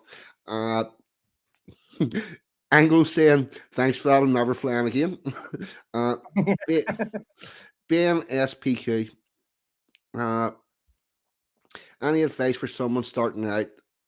At the moment, I'm doing a manufacturing engineering HNC and finish at the end of the year, but have about 6 months work experience. My only advice to you is apply for lots of jobs, get one that you like or probably don't dislike is probably where if you can find a job that you don't dislike, that's fine. Whenever you get in, listen to the old hands. Yeah. Be advised that long waits, sparks for the grinder, buckets of steam are not available at the stores. Yeah. Don't go for a long wait. If someone oh, sends you for a long wait. Oh, yeah. My best advice is if on like day 2 or 3, somebody sends you for a long wait, fuck off for about an hour. Yeah. Yeah. Fuck off for about an hour and come back and whenever they say where's the long wait, say I've had it. Yeah. Yeah, I had it out the back in the fresh air. It was great. Thanks. Yeah, a bucket of steam and a tin of stripe paint. Yeah, stripey paint, tartan paint. Yeah. Sparks for the grinder. My best advice, and I found this out the hard way, is just if you're out of work, get a job in a big company that there might be a job that suits you. Just get a job there, sweeping the floor, whatever. Get in, work hard. Because all you got to do is once you're in there, they'll say, we need someone to do this. Just put your hand up. Yep. I'll do it. Uh-huh. Because if you're keen and you work hard, you won't be doing the shit jobs for long. Honestly. Yeah. I've done all kinds of things in my life. Done security, worked in factories, been on building sites. Just put your hand up and say, yeah, if it's the job that no one else wants to do, just put your hand up and say, yeah, I'll do it. You won't do it for long because if you're keen and you work hard, you'll get spotted. Yeah, and the bigger the company, the more chance there is for moving sideways even. Yeah, exactly. Yeah. I went to work in a factory, massive factory, and I just put my hand up for every shit job there was, and in less than a year, I was I did charge hand and then team leader. See, and then I was running a shift. I will not take responsibility. And I have got my boots firmly nailed to the factory floor.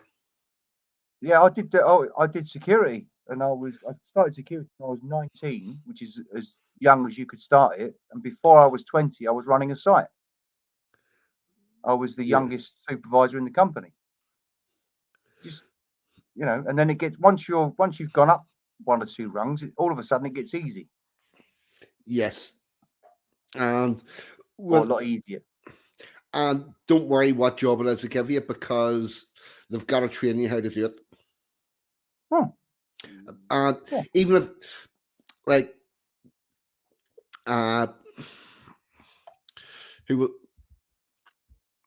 BNSPQ was saying that he's trained up at CNC. See, even if you're trained up as a CNC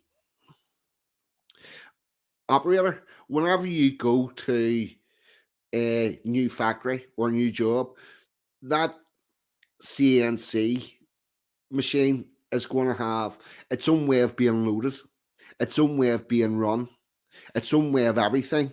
So you need trained for that particular machine. So don't get worried about they're going to send me to this job and I might not be able to do it because they have to train you how to do it anyway. No matter what. Yeah. Well, they always had to. It's they've got two choices. They can train you how to do the job properly or have the job done wrong. Yeah. Well, when I went, I did an apprenticeship in building trades and whatnot, and then I moved out London and went on security. And when doing building security, I learned generally about buildings. I learned about fire alarms and safety procedures and all that kind of thing. And that was another string in my bow for what I'm doing now, which is maintenance in a nursing home. Yeah. Because I have to run the fire alarms, the fire drills, and all that kind of thing. It's just something I picked up on the way, doing jobs that, Yeah, transferable skills. Yeah. I was a butcher once. Have I told you this story? A what? A butcher? This is hilarious. Anglo knows this story. Right, so I moved back up when I finished doing security in London. I moved back up to Lincolnshire. I needed a job. So I got a job in a slaughterhouse pushing pigs, which is pushing dead pigs from the chiller rooms to the cutting rooms. And they're just hung, they're slaughtered and sliced and cut and hung on like a big, massive metal cutting type thing over a rail. Yep. And you get behind about 6 of them and you push them out the chiller, down a corridor into the cutting room, and then they get cut up. It's a ball ache of a job. It's horrible. And I was working there with a bloke who wasn't having a good time, and he was the one giving me a lift. And he pulled up at my house one day, so I'll give you a lift today, but I'm quitting today, otherwise I'm going to smash someone's face, which is another story. But so I said, well, I liked him. So I said, what are you going to do? He said, well, I'm going down the road to a pork pie factory where they have a butcher's department. He said, there's jobs going there. So we went and quit, which was funny in itself because when he quit, the manager just said, ta-da, see you later. And when I went in, the manager was like, oh, well, why do you want to go? Well, we don't want to lose you, all that shit. And I just got angry with him and said, because of the way you're treating this other bloke. And then he got angry with me and said, you'll never work here again. At which point I stood up, leant across the desk, got right in his face and said, do you fucking promise? Walked out. So we went to this factory for a job. I walked in there. And all we've been doing was we've been pushing pigs and cutting up tongues, which is you just slice some bits off a tongue and sling it in a bucket and it goes for dog food. We walked in and she said, what's your experience? And we just said, well, we've been working at the slaughterhouse down the road. And she said, oh, you're butchers, are you? And we side-eyed each other for about half a second and went, yeah, we're butchers, yeah. And got jobs as butchers. And I walked into the butcher's department, couldn't tell lean from belly. So how did you get back? Well, I told as soon as I got there, they took me into the chiller where all the meat was kept, and I fessed up because I'd already got the job there. What are they going to do? Mm-hmm. Yeah. So he said, "Don't worry, stick with me," and I learned. I learned what I needed to do for that job in about 3 days. Yep. You fessed up to another guy on the shop floor, and he says, "Right, I'll show you what we're doing." Yeah. We walked in the chiller, and he went, "This is that, this is that, this is that," and I went, "But I'll be honest, mate, I'm not a butcher." And he looked at me for a second. He went, "All right, don't worry about it. I'll show you what to do." And it's not hard. I mean, if you as long as you don't stab yourself, you'll be fine. Everything's labelled. The jobs are repetitive, and it's a factory. It's it's done a certain way. You can't. Yeah. You just got to know how they're doing it, and then you'll be fine. Well, as I said, they get a process, and you'll learn that process. Yeah, that was it. Yeah. And I'm still not a butcher. I never will be. Yeah, but it got me that job. And when I got there, I moved from there. I was in the factory for about 3 months, and there was a cooking department because it's a pork pie factory, and they do pasties and stuff. And the only warm room in the factory is where they cook the fills for the pork pies.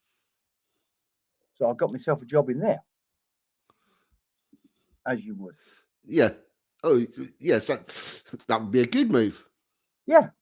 And then once I'd got that job, I did that job for about 2 years, and then moved to a much bigger factory in the cooking department, where I then got there and started sticking my hand up and go, I'll do anything. I spent 3 months on nights frying onions. I stank. Yes. But 6 months after that, I was running a night shift. So whenever we say frying onions, right? How many onions were you frying at a time? And did they like have a machine that chopped them? No, they arrived chopped, and I think I had 4 very large deep fat fryers. Right. Just to fry crispy onions. The crispy onions were then put in other products for Tesco's, Marks and Spencer's, Asda, so on and so forth. But all my job was just because it was one of them jobs. Who wants to go on fucking nights and fry onions all night? Yeah. But having said that, that's going to be, you've got 4 large deep fat fryers. You've got X amount of onions going each time.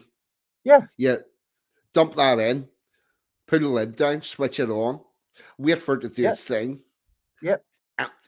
Rinse and repeat. Take them out, rack them up, stick them in the chiller, start again. Yeah, it was just that. And it was like, I was there on my own at night with a radio. Yep.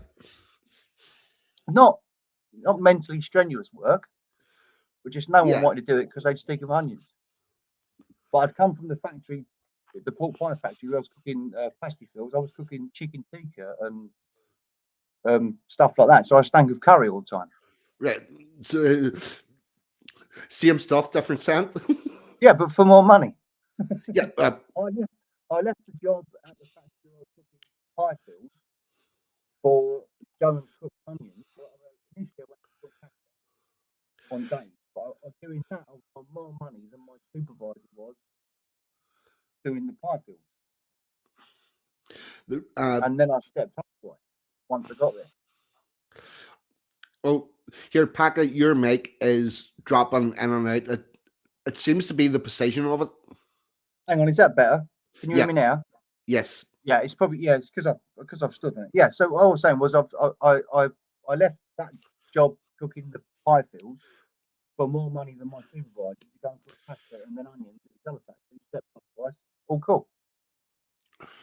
Well, here's another thing. I think a lot of people need to get their head around. If you go to a job and the official thing on your job title is onion cooker, and they say to you right here, there's no onions needing cooked tonight. I want you to go and I don't know, drive a forklift truck about. And you know that you're going back to the job that you normally do, the cooking onions job, and you know how to drive a forklift, obviously. For people like us, working class people, please get your head around the fact that for doing the other job, you're getting the same amount of money for the same hours of your life that you're going to lose for doing that shift. And don't let it eat you up. Just go do it and then come back to your normal stuff the next day. Because and you'll learn something. Yes. That's the best bit. Yeah, life works better that way. And the other thing is, whenever you get to the stage where you can do 6 or 7 jobs in a factory, your potential for overtime increases because you don't necessarily need the overtime to be on the job that you normally do. If there's a Saturday morning shift or something that nobody wants to cover, you go, yeah, fuck, I can do that. And in a big factory setting, the more you can learn, the more likely it is you're going to end up in charge somewhere. Yeah. I refuse to be in charge of anything. Yeah, I get that. I don't like being in charge. Because I don't like handling people. Yeah. Well, people are a nightmare. They come into work with different attitudes and fucking shit going on in their own life that you don't want to hear about. You know what I mean? It's awful. Handling people. That's why I'm a maintenance man. I like to look after buildings because every day is the same building. It's in the same state. The boiler's got the same problem. I'm all cool with that. But people, they rock up with various states of attitude and life problems. They're tricky. Oh, Emma G's on work tonight because somebody decided that they were going to be ill for the next 4 night shifts. Yeah, see, I don't rock up to work and my building has decided to be ill and not be there today. Yeah. So, and because this person that was scheduled to do these 4 night shifts, which does encompass the old year's night thing and all, because they've decided that everybody else's shifts that they were scheduled for is all getting moved about and chopped and changed to cover this. Yeah. What is it? I know you don't like it. 60% of the work or 70% of the work in any company is done by about 20% of the people. Yes, it's probably on around that. Yeah, which I find to be true. Because there are those some, people that will do and go over and above and beyond, and everyone else that will just, nah, fuck it. If somebody was to ask my manager how many people worked for him, and he was being honest, he would probably say about half of them. Yeah, when there's people that turn up to work that just turn up fully intending to do as little as possible, and nothing if they can get away with it. There's loads of them, which is why I don't like being in charge of people. Mr. Al Mac, what about you, sir? Well, good evening, 42. Good evening, Packer, and Happy New Year to everyone in the chat. How you doing? Good evening, how are you? Tell us how your song's getting on, the pair of you. Right. Okay, right. It's that after video. all now, yeah, it's a video stage now. I'm a Is little it? bit pissed. Just popped in for 5 minutes to say, the mixing's done, mastering's done. Very happy with it. It's going to be cool. It's completely different from anything else, but it's different from anything else that I've done before, really. Right, just between the three of us, because no one else is listening. Okay, Can I have a preview? Whenever we get it as far as video, we'll get you a preview. Were you meaning like to play some noise out of it now? Yeah. Yeah, one in the chat if we're up for hearing some of it now. Go for it. What do you think, Al? Yeah, go for it. Right, Come on, chat. hold on. Right. I've got a feeling they're all talking amongst themselves at this point. Yeah. Oh no, there we go. With a lot of ones. Now, Jimmy, Dave's. Let me see if I can do this. I'm going to 1 second. If I do this now, do this. Obviously, that you're only going to get a little bit of this. Hold on. That's fine, 42. Right. This will be more than any of Dangerfield's book we've heard in the last 4 years. Now, I'm going to see if I can make this work. We might have audio issues.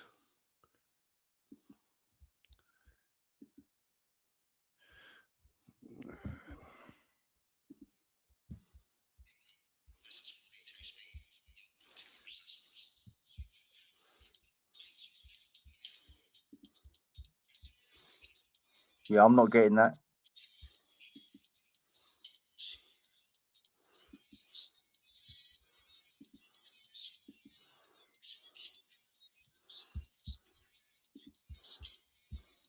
Yeah, that's not working too well. Right, hold on. Linda, we were wanting for hearing some of 42 and Al Mac's new tune. Right, okay. What came up on the screen there? There Not, was like a. you know what? Not audio very low. No, right. Audio proper shit one. Right. Right. Proper shit. Brilliant. Right. 1 second. I'm gonna see if I. Does anybody know in StreamYard what you do to add audio whenever you're sharing a screen, whenever it's not in StreamYard? In StreamYard, is there something that you click? From what I can make out from what Danger says, there's a little thing somewhere where you click add audio or audio on. Because that's where he always. Right. I'm not seeing anything that says. You tried the little three black dots. Top right. I don't know. Just Right. Share screen. Hold on. Some screens let you share. Look for the share audio checkbox next to the window. Follow these steps. there you go. See, you're learning. Right. Okay. Share screen.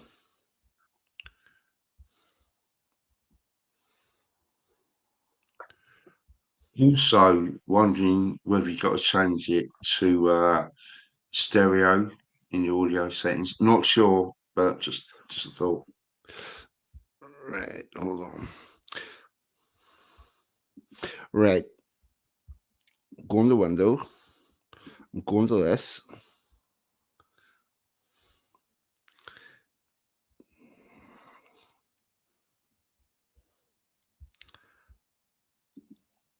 Share screen.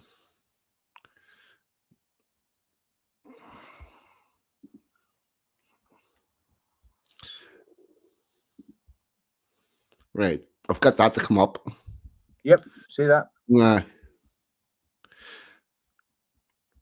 I can't see anything saying share audio. So I think at this point we are snookered. What's next to my media? It says audio. Hi, At Linda. the top. What? Right at the top, you've got my media highlighted. That's it. Then Right. it's audio. Is it there?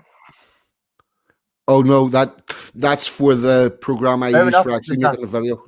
Yeah, it was worth a go. Unfortunately, I can't. I would need to get it down as far. Let's see. No, it's not a volume problem. It's StreamYard being dicks with that. No. Hold on. Yeah, Nah, it's funny with audio streaming off. Right. Nah. It's a weird one. Hold on. Nah, I could possibly get this.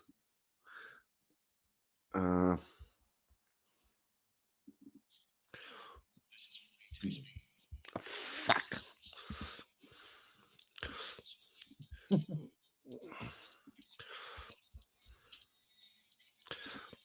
Oh fuck.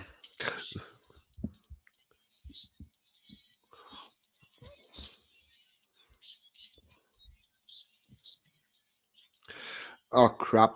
I've got the song now playing, but Yeah, it's we can't hear it. Al Mac, in my what you got planned earphones. for New Year's?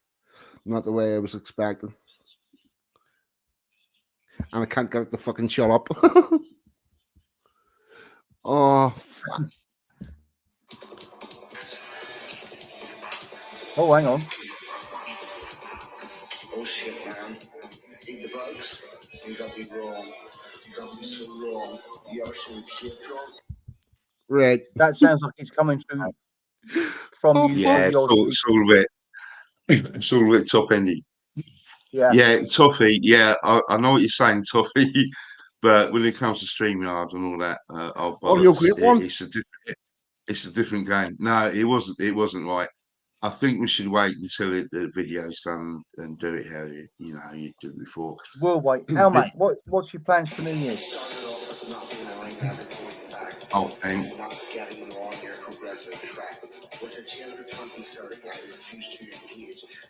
what's that? New Year's or Yeah. New Year's Eve? Yeah, what are you doing tomorrow night? Or where are we now? Oh, Tonight. right. Oh, hang on, we're off again. We're off again. No, 42. It's not happening. It's not happening. It's just sounding tinny. It's coming from wherever you are through your headphones or whatever. Yeah, it's not a good Yeah. representation. Has it now stopped?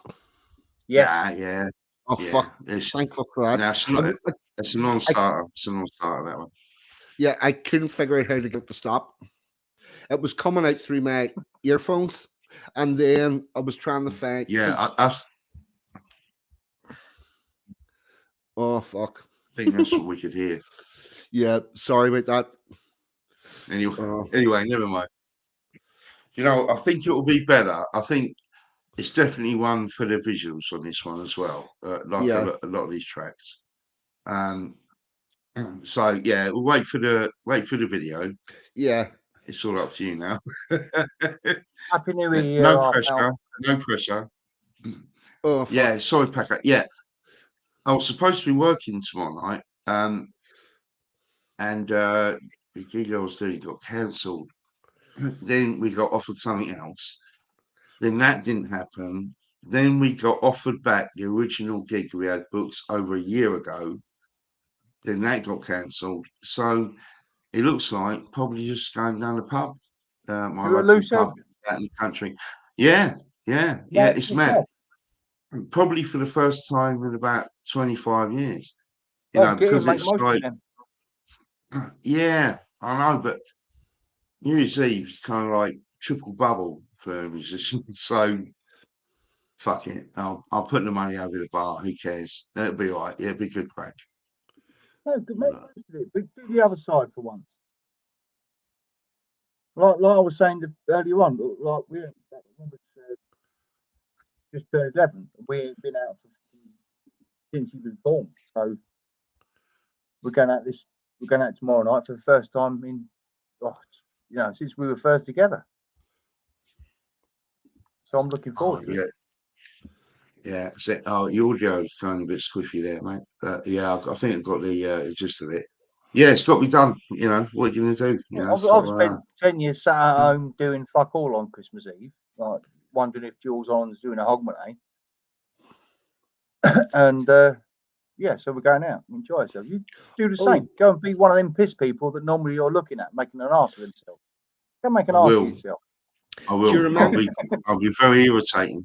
Do you remember the proper Hogmanay shows from the White Feather Saloon with the Scottish boyo? And they had like what was his name? I do. What was his name? I can picture him. Oh, I'm looking him up now. Come on, chat. Who was it, Steve? Oh, not Jules. Oh no, Jules. This is way before Jules Holland, where we actually had stuff about fucking Old Year's Night on, and you had Highland dancing and all sorts of stuff. Andy Stewart. Andy Stewart. That was a fella. That was a 42. Ali C wants to say hello. Go for it. Hey, Ali C, how about you? How's it going? Yeah, you can hear me. It's just Ali. Right, Ali. Is this Mrs. Almac? Huh? Is this Mrs. Almac? Yes, it is Packer. See Packer up there in the corner? That's Packer. He's talking to you as well. No, Mr. 42 is here, right? Yep. Got a back like that. No, Are No. you that buff, Mr. 42? no, No. he's gone through this a million times. Let's not do this Sorry, one again. I didn't mean to laugh out loud. Nielsen, you're Dennis Nielsen. Yeah. This is a picture of like a cyborg. Part man, part machine. Let them speak. Yeah, you part man, part machine. Anybody expecting me to be that type of buff is in for a major disappointment. So Hey, for fuck's why have they muted you? You're talking over him. You see the chaos I've got to put up with this talk langer. Yeah. Fucking Irish. I'm guessing the both of you have had a little glass of wine or three. Oh, mate, hang on. Say that again. Say that again, mate. I'm guessing the both of you have had a glass of wine or three. No. No, just What makes you think that? just a glass of cranberry juice. That's all.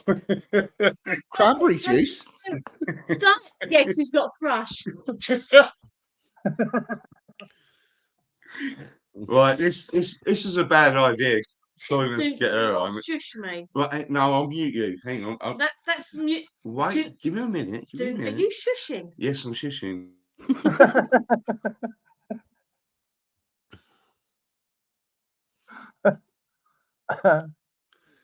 Oh, he's going to pay for that down the line. Yeah.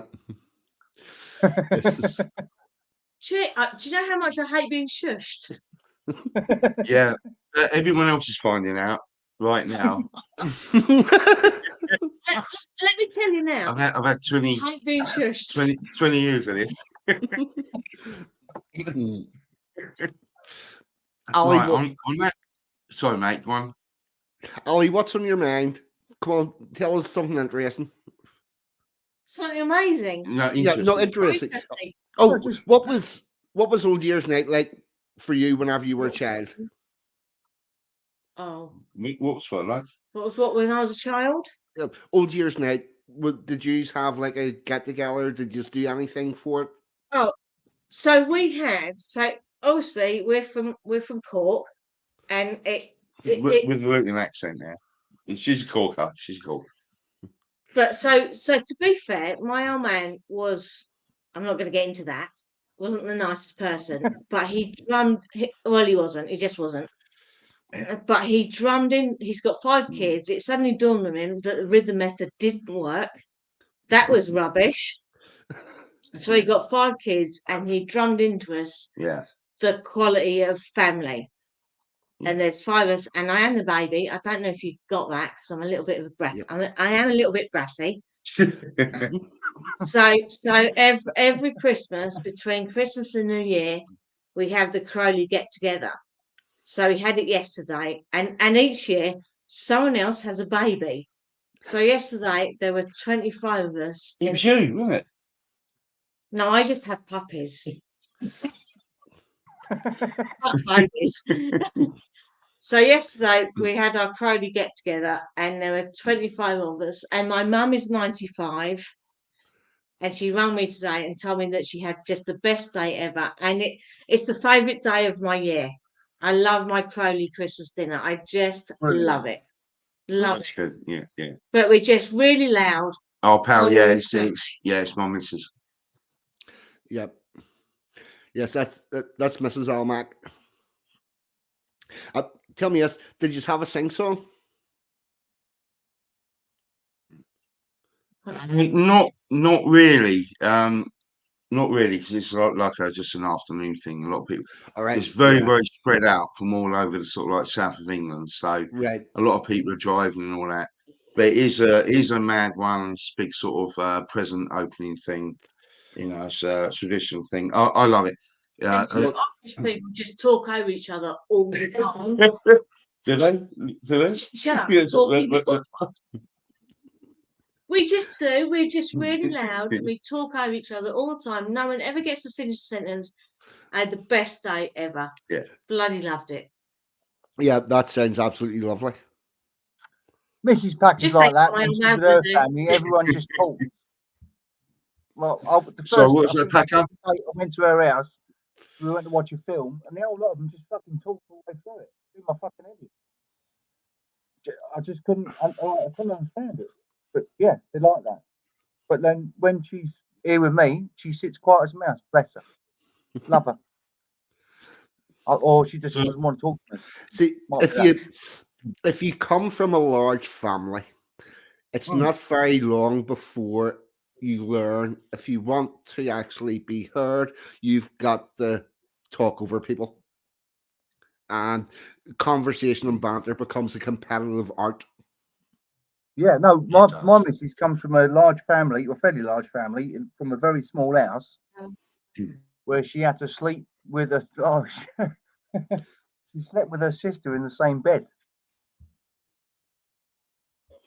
Like she didn't sleep on her own. Packer, She slept with say me. that again. Just only caught the last part of that. Just caught the Right. last part of that. What was that about? In the A same fairly bed? large family from a very small house, and she didn't even get to. She had to sleep with her sister, and she didn't get to sleep on her own until she was with me. Yeah. That's Oh, shit, yeah. Shit, you keep it freezing was up a a little very bit, small Packer. I house. don't know They were always in each other's pockets. It's very strange. I'm like I come from a house of it was me and my brother, and we had our own bedrooms. Has she got what? Irish woman? No, But don't. her family was something else. Where's your missus from, Packer? Sorry, mate. Where's Where's she your from? missus from? Oh, Yeah, she's from roughly. Lincolnshire. Oh, right. Yeah, where you are now. Yeah, Yeah, it's lovely up that way. We almost beautiful. were thinking of It's buying a absolutely house on that beautiful. way. Oh, yeah, yeah. Yeah, love it. I think you're near Skeggy, aren't you? Skeggy. Yeah, I'm halfway Skeggy. between Lincoln and Skeggy, You're right, yeah, without doxing you too much. and it's still. I was Horncastle, and it's still very, very much full of white people. It is. It is. Yeah, nice place up there. It's nice. Yeah, it's very There was not a lot of undiversified. diversity. No. Yeah. No, I like it. It's like everybody in the town knows each other. Packet, Oh, your yeah, your your mic is audio keeps going tonight. It's weird. My mic. yeah. Yeah, It keep but it keeps keep it keeps dropping roboting. out. Yeah. Emma G has asked me a very serious question here. Why do I call it Old Year's Night and not New Year's Eve? Well, it's the same reason why I call scallions and you call them spring onions. I call spring onions scallions as well. And it winds you up, doesn't it? Right, testing. 1, 2. Is that better? Yes. That's better. Yeah, yeah. The For the minute, yeah.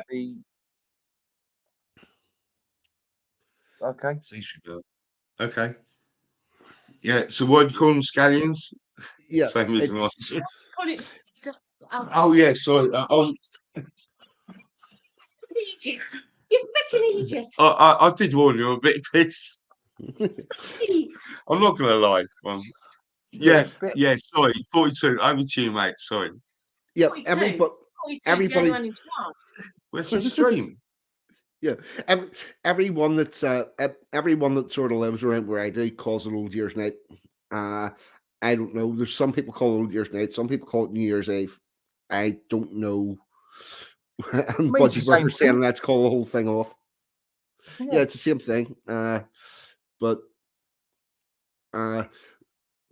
whenever I was a kid, we would all have spent, like all my family would have spent Old Year's Night in probably one of either my granny's house or one of my auntie's houses, and it would have been quite the long drinking session, and would have all had would have had a sing song. It was actually quite cool. So that's what we would have done. Yeah, when I grew up, Christmas was for the kids. I come from a big family. We would go to our cousins. I had 7 or 8 cousins, and the cousins and parents would all end up in the same house at Christmas, and we'd play games and do all that sort of shit. That was for the kids. And New Year's Eve, I'm guessing I don't really remember it, so we must have all just been at home fucked off to bed. Oh well, the very small kids were got out of bed at about 11:30, and the older kids just stayed up until after midnight. Yeah, no, I think we were just fucked off somewhere, and that was it. I don't remember like doing New Year's until I was in the teens.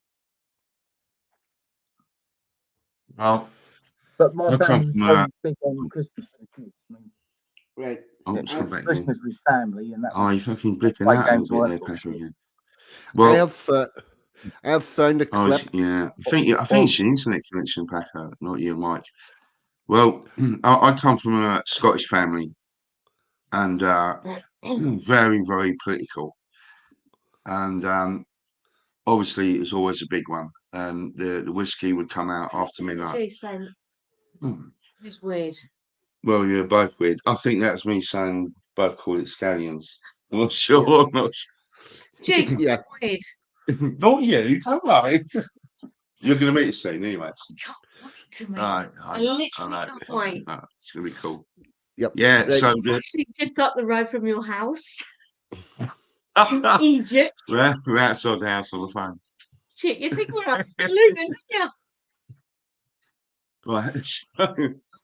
So, I'd say, yeah, we're very, very opinionated. My middle brother is he's very heavily into politics. He lectures university, and a lot of books written. Big fan of well, one of his best mates is David Blunkett from the Labour Party. So Says yeah, so anyway, yeah. So political discourse would be massive at my house, and when the whiskey come out, it'd get quite interesting. Do you know what I think? Well, I think we should all live in a pink, fluffy, glittery world, well, and then we'd everyone. Certainly would. Pink and glittery. well, there you go. I think on that note,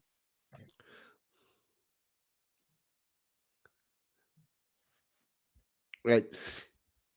Al's just muted himself. That was not me doing the muting. Right. no, sorry, mate. Go on. Right. I've found a bit of nostalgia for you. I'm going to play a little clip of the Hogmanay show from 83, 84 at the White Feather Club. For all of you that are a little bit younger, this is what we used to have for entertainment on Hogmanay, not the bullshit that Jules Hollins does, something about our actual culture. Share screen.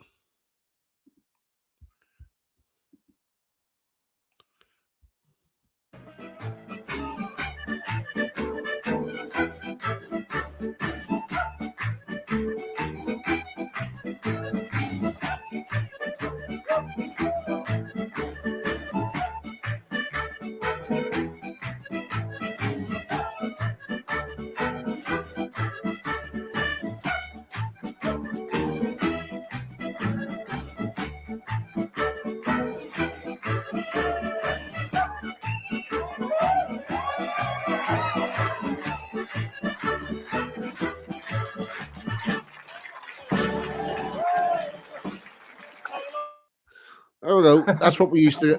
That's what we used to have. Oh, mate, I remember that. And can I just say thanks for all the M's in the chat for Mrs. L. Cheers, Toffee. Yeah, she's. Is that for me? It was for you, yeah. Because I don't understand the M. Well, It's for me. yeah, it's for you because appreciate Was we aiming? I missed that. your Hang on. craziness. See, Do you know what? Toff, I'm kind of warming to Budgie Burger. Oh yeah. Well, he's your regular in our pal, Toffee. yeah, Toffee put M in the chat for Mrs. Almac, so everybody put an M in for you. So there you go. That's what that's about. Nice for Toffee. Listen. Oh, I've got to let the missus in. She'll be drunk. This should be good. Right. Here we go. This is going to be great. Yeah.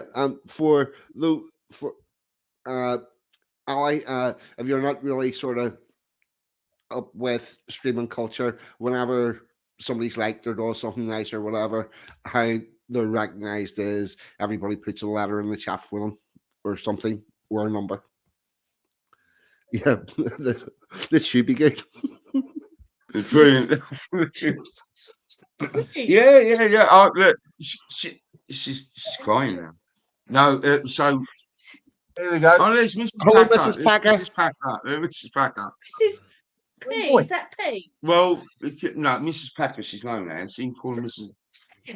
No, you're not. Oh, look, I'll explain when the mic's muted. Can I just say, did I fucking win or what? Oh, you did.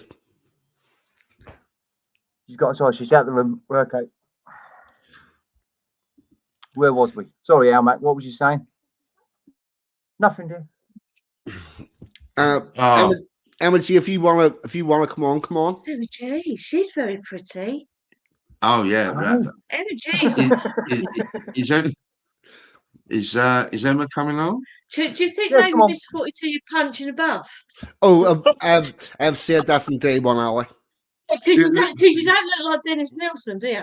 No, Liam Neeson. He doesn't look like Liam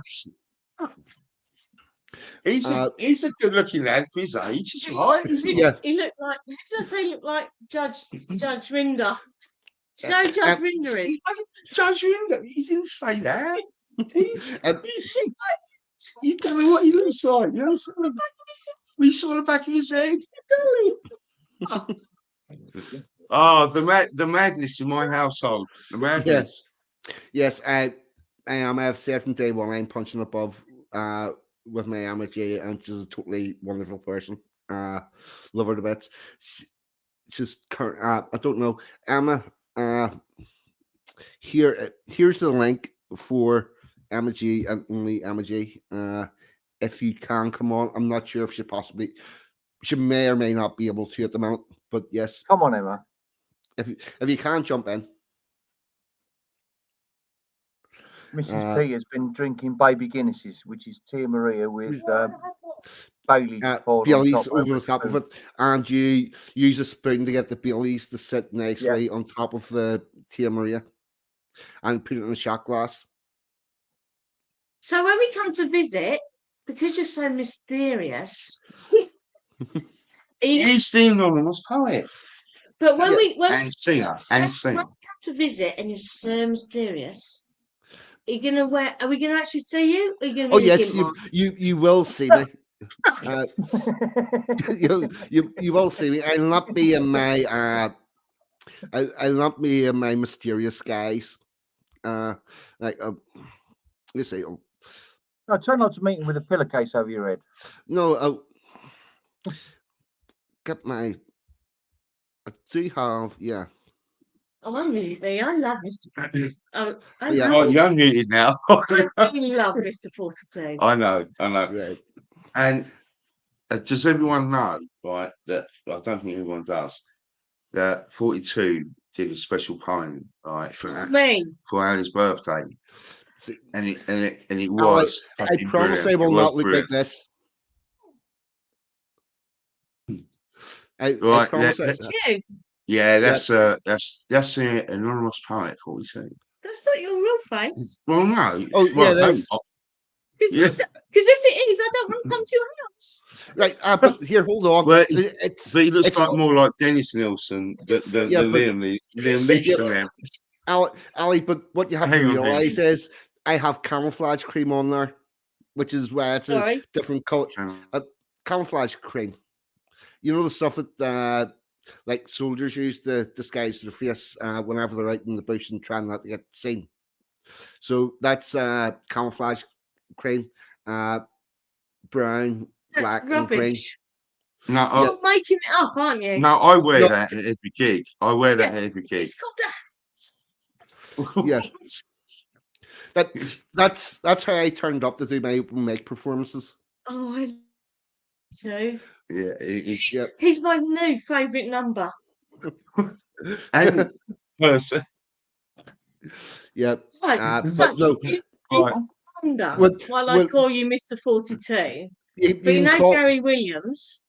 you can call me 40, or I'll tell you my human name whenever you're here. And yep, Cam Crane.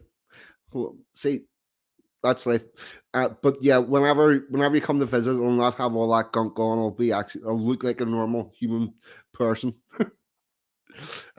So you're Must be fine. normal. He'll, Yeah, no, normal. he'll never be completely normal. Really. Yeah. Well, pass for normal. If you see if you passed me at the bus stop, I would pass for a human, but I'm not quite. You've heard me talk. Right, go on. No, you shush me. I'm doing shush. You shush me, and then I get annoyed. See, I just Emma- told you that you're muted. There's no point in speaking if you're muted. Emma G has hit the nail on the head. As much as a normal human as he can be. Emma, no, he's a lovely bloke. I know. Yeah. Oh fuck! Yeah, and again, thank you, 42, for what you've done for me. Thank you. You're very welcome, Packer. Yeah, we took Steve's boy out today, Yep. kiting and whatnot, and I got him a bottle of whiskey. She got him a bottle of whiskey for tomorrow night. And Yep. if I ever get the opportunity, I will do the same for you. Right. Not a problem. Not a If problem, I Packer. win the lottery, mate, you're quid's in. Yeah. Did you tell me? Packer had a bit of an issue going on. I was able to help in some small way. Oh fucking hell!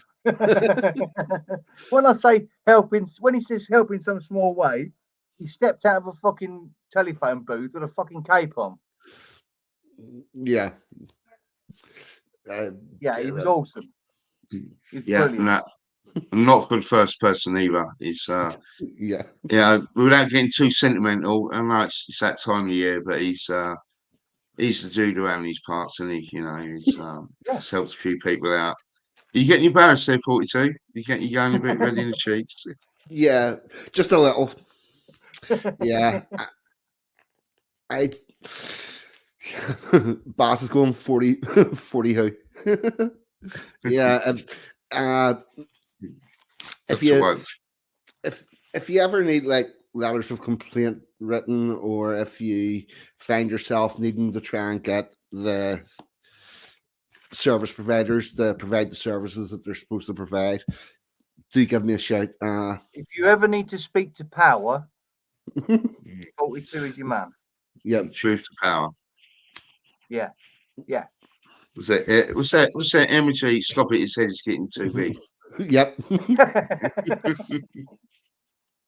How did you bag her?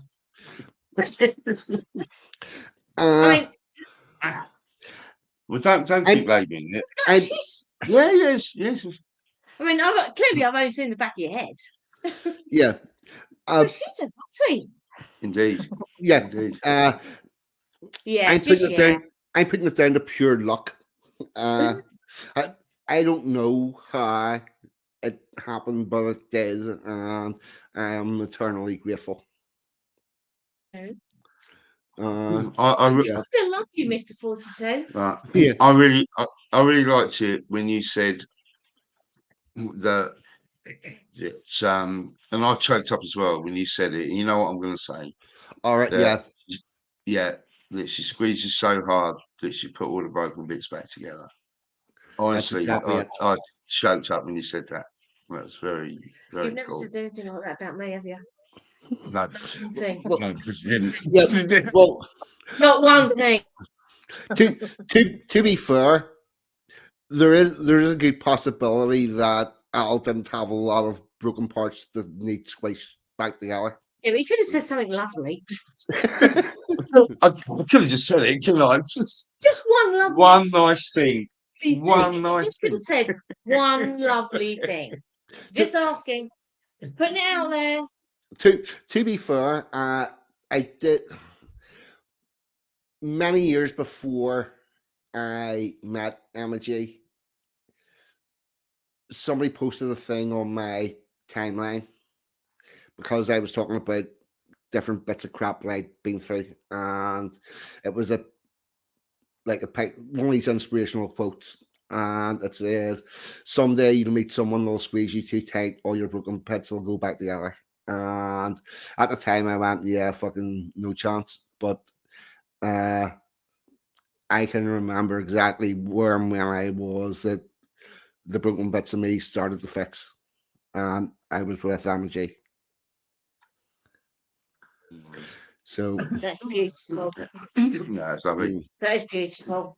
I Yeah. think I just squeezed Alice's bits. They weren't broken. Now, They are. was that William saying that Patrick's going to get dragged off up to bed in a minute? Is that right? Tell Emma G, I love Yeah. her. Well, she just Oh, said. she just heard you. said. There you go. Anyway, You know she's before this descends into any more madness, well, no. Well, 42 all night. I think we should say good night to the good people here. Well, And to be fair, there's probably someone else trying to come in, isn't there? 42. there possibly could be, but there's another thing. Well, I've now Just been us going. three and Emma G. You don't know what the feed is. Yeah, I've been going now for 2.5 hours. It's 1 o'clock in the morning, and I'm going to get ready to wrap up now. Al and Ollie G, what do you reckon? Harmony, melody, and rhyme, or the Ballad of Ballard? I've got let's go for Which one? Ballad. Right. Okay. Ballad. Can I just say something before we go? Yeah, can Ali say something for you? Of course you can. Of course you can. He's dreading it. What the fuck is she going to say now? What the fuck is she going to... No, I'm not. Just weirdly, really fucking feel connected to you. And I literally can't wait to meet you. And Emma G. Literally can't wait to meet you. Honestly, we feel the same. Really can't wait to meet the both of you. I don't know why. I don't even know what you... Yeah, there is that weird thing that nobody gets to see what I look like online. But I think I'll probably scare everybody whenever they do see, because you get some sort of an idea of what people look like, and then you go, "Oh fuck, it's him." Yeah. Well, look.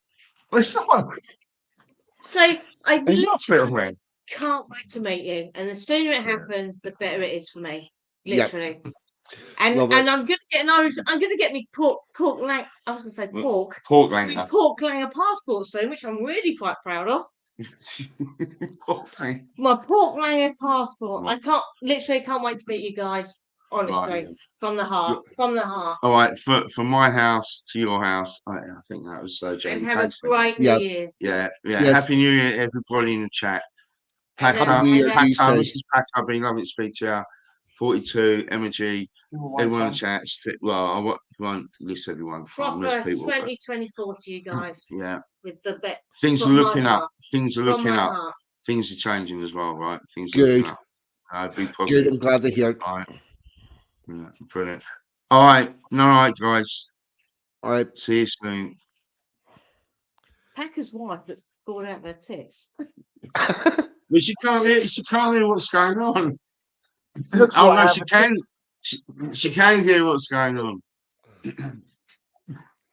No, give us away. Give us away. You're drunk. Give us away. Anyway, good night, everybody. Yeah, all right. Happy New Year.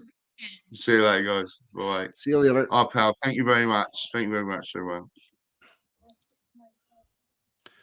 All right. Just getting this loaded up. Right. Packer, any last thoughts?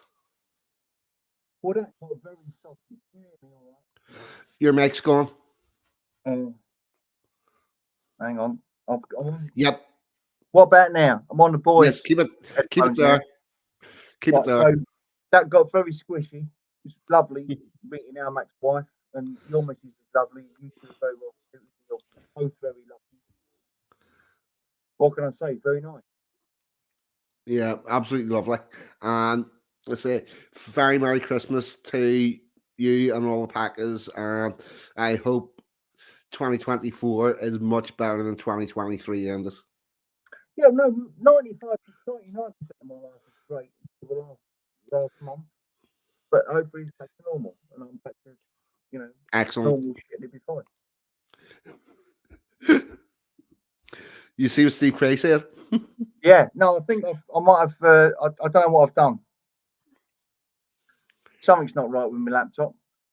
Yeah, it sounds like your mic's moving further back and forward away from your. Yeah, I'm doing Dave's waffle. Yeah, yes, you're doing Dave's waffle. You know the distance between you and the mic changes. I'm like, shut up, get. Oh yeah.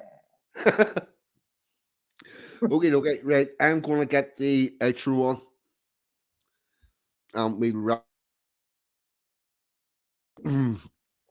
See you all later, people. Have a happy new year. I'll be out getting drunk. Enjoy yourself. Hug someone you love. Yes.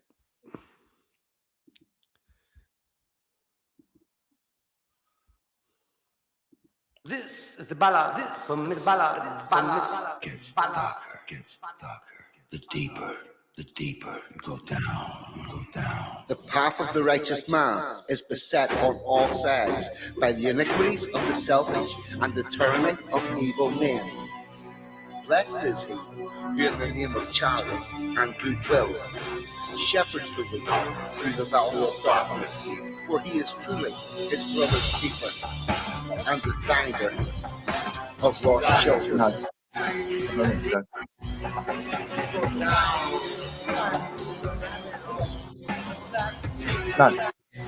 And the finder of lost children.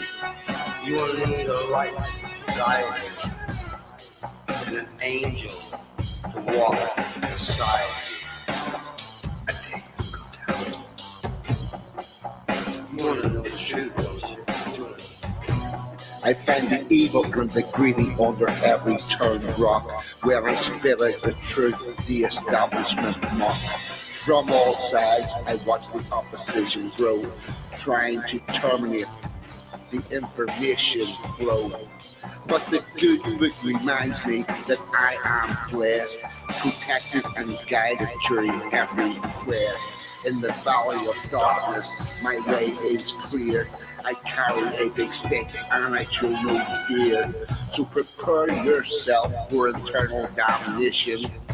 In your nest of vipers, I found my vocation. Are we so deaf that we cannot hear the screams of the children? Are we so blind that we cannot see? We are living in the depths of depravity. Are we so inept we let monsters roam? Fueled on power and adrenaline. Are we so weak we cannot fight back? Beholden to our masters.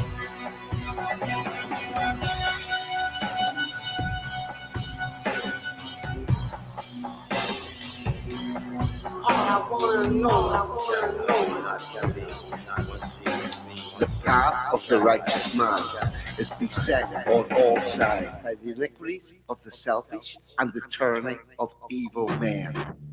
But blessed is he who in the name of charity or goodwill shepherds the weak through the valley of darkness.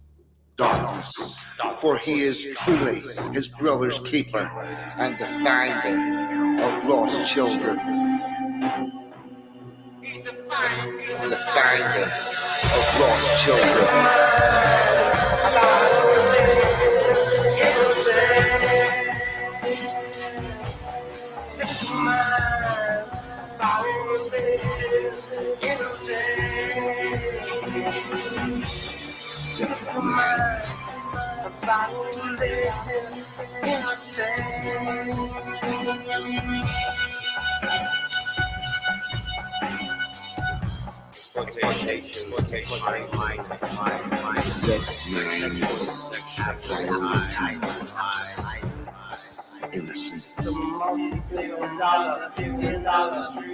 street. I was less than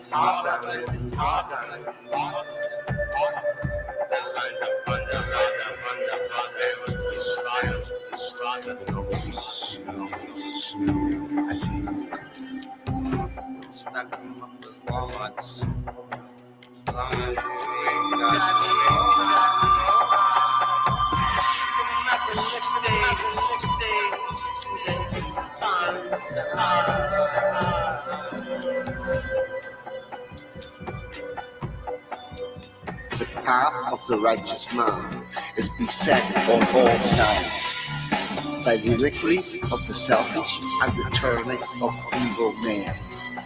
But blessed is he who in the name of charity or goodwill shepherds the weak through the valley of darkness. For he is truly his brother's keeper and the finder of lost children. Of lost children. Lost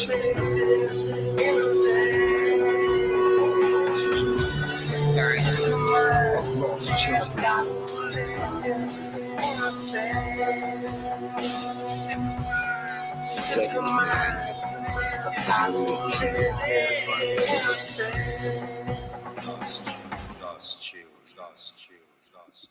the rabbit hole, I dare you to go down.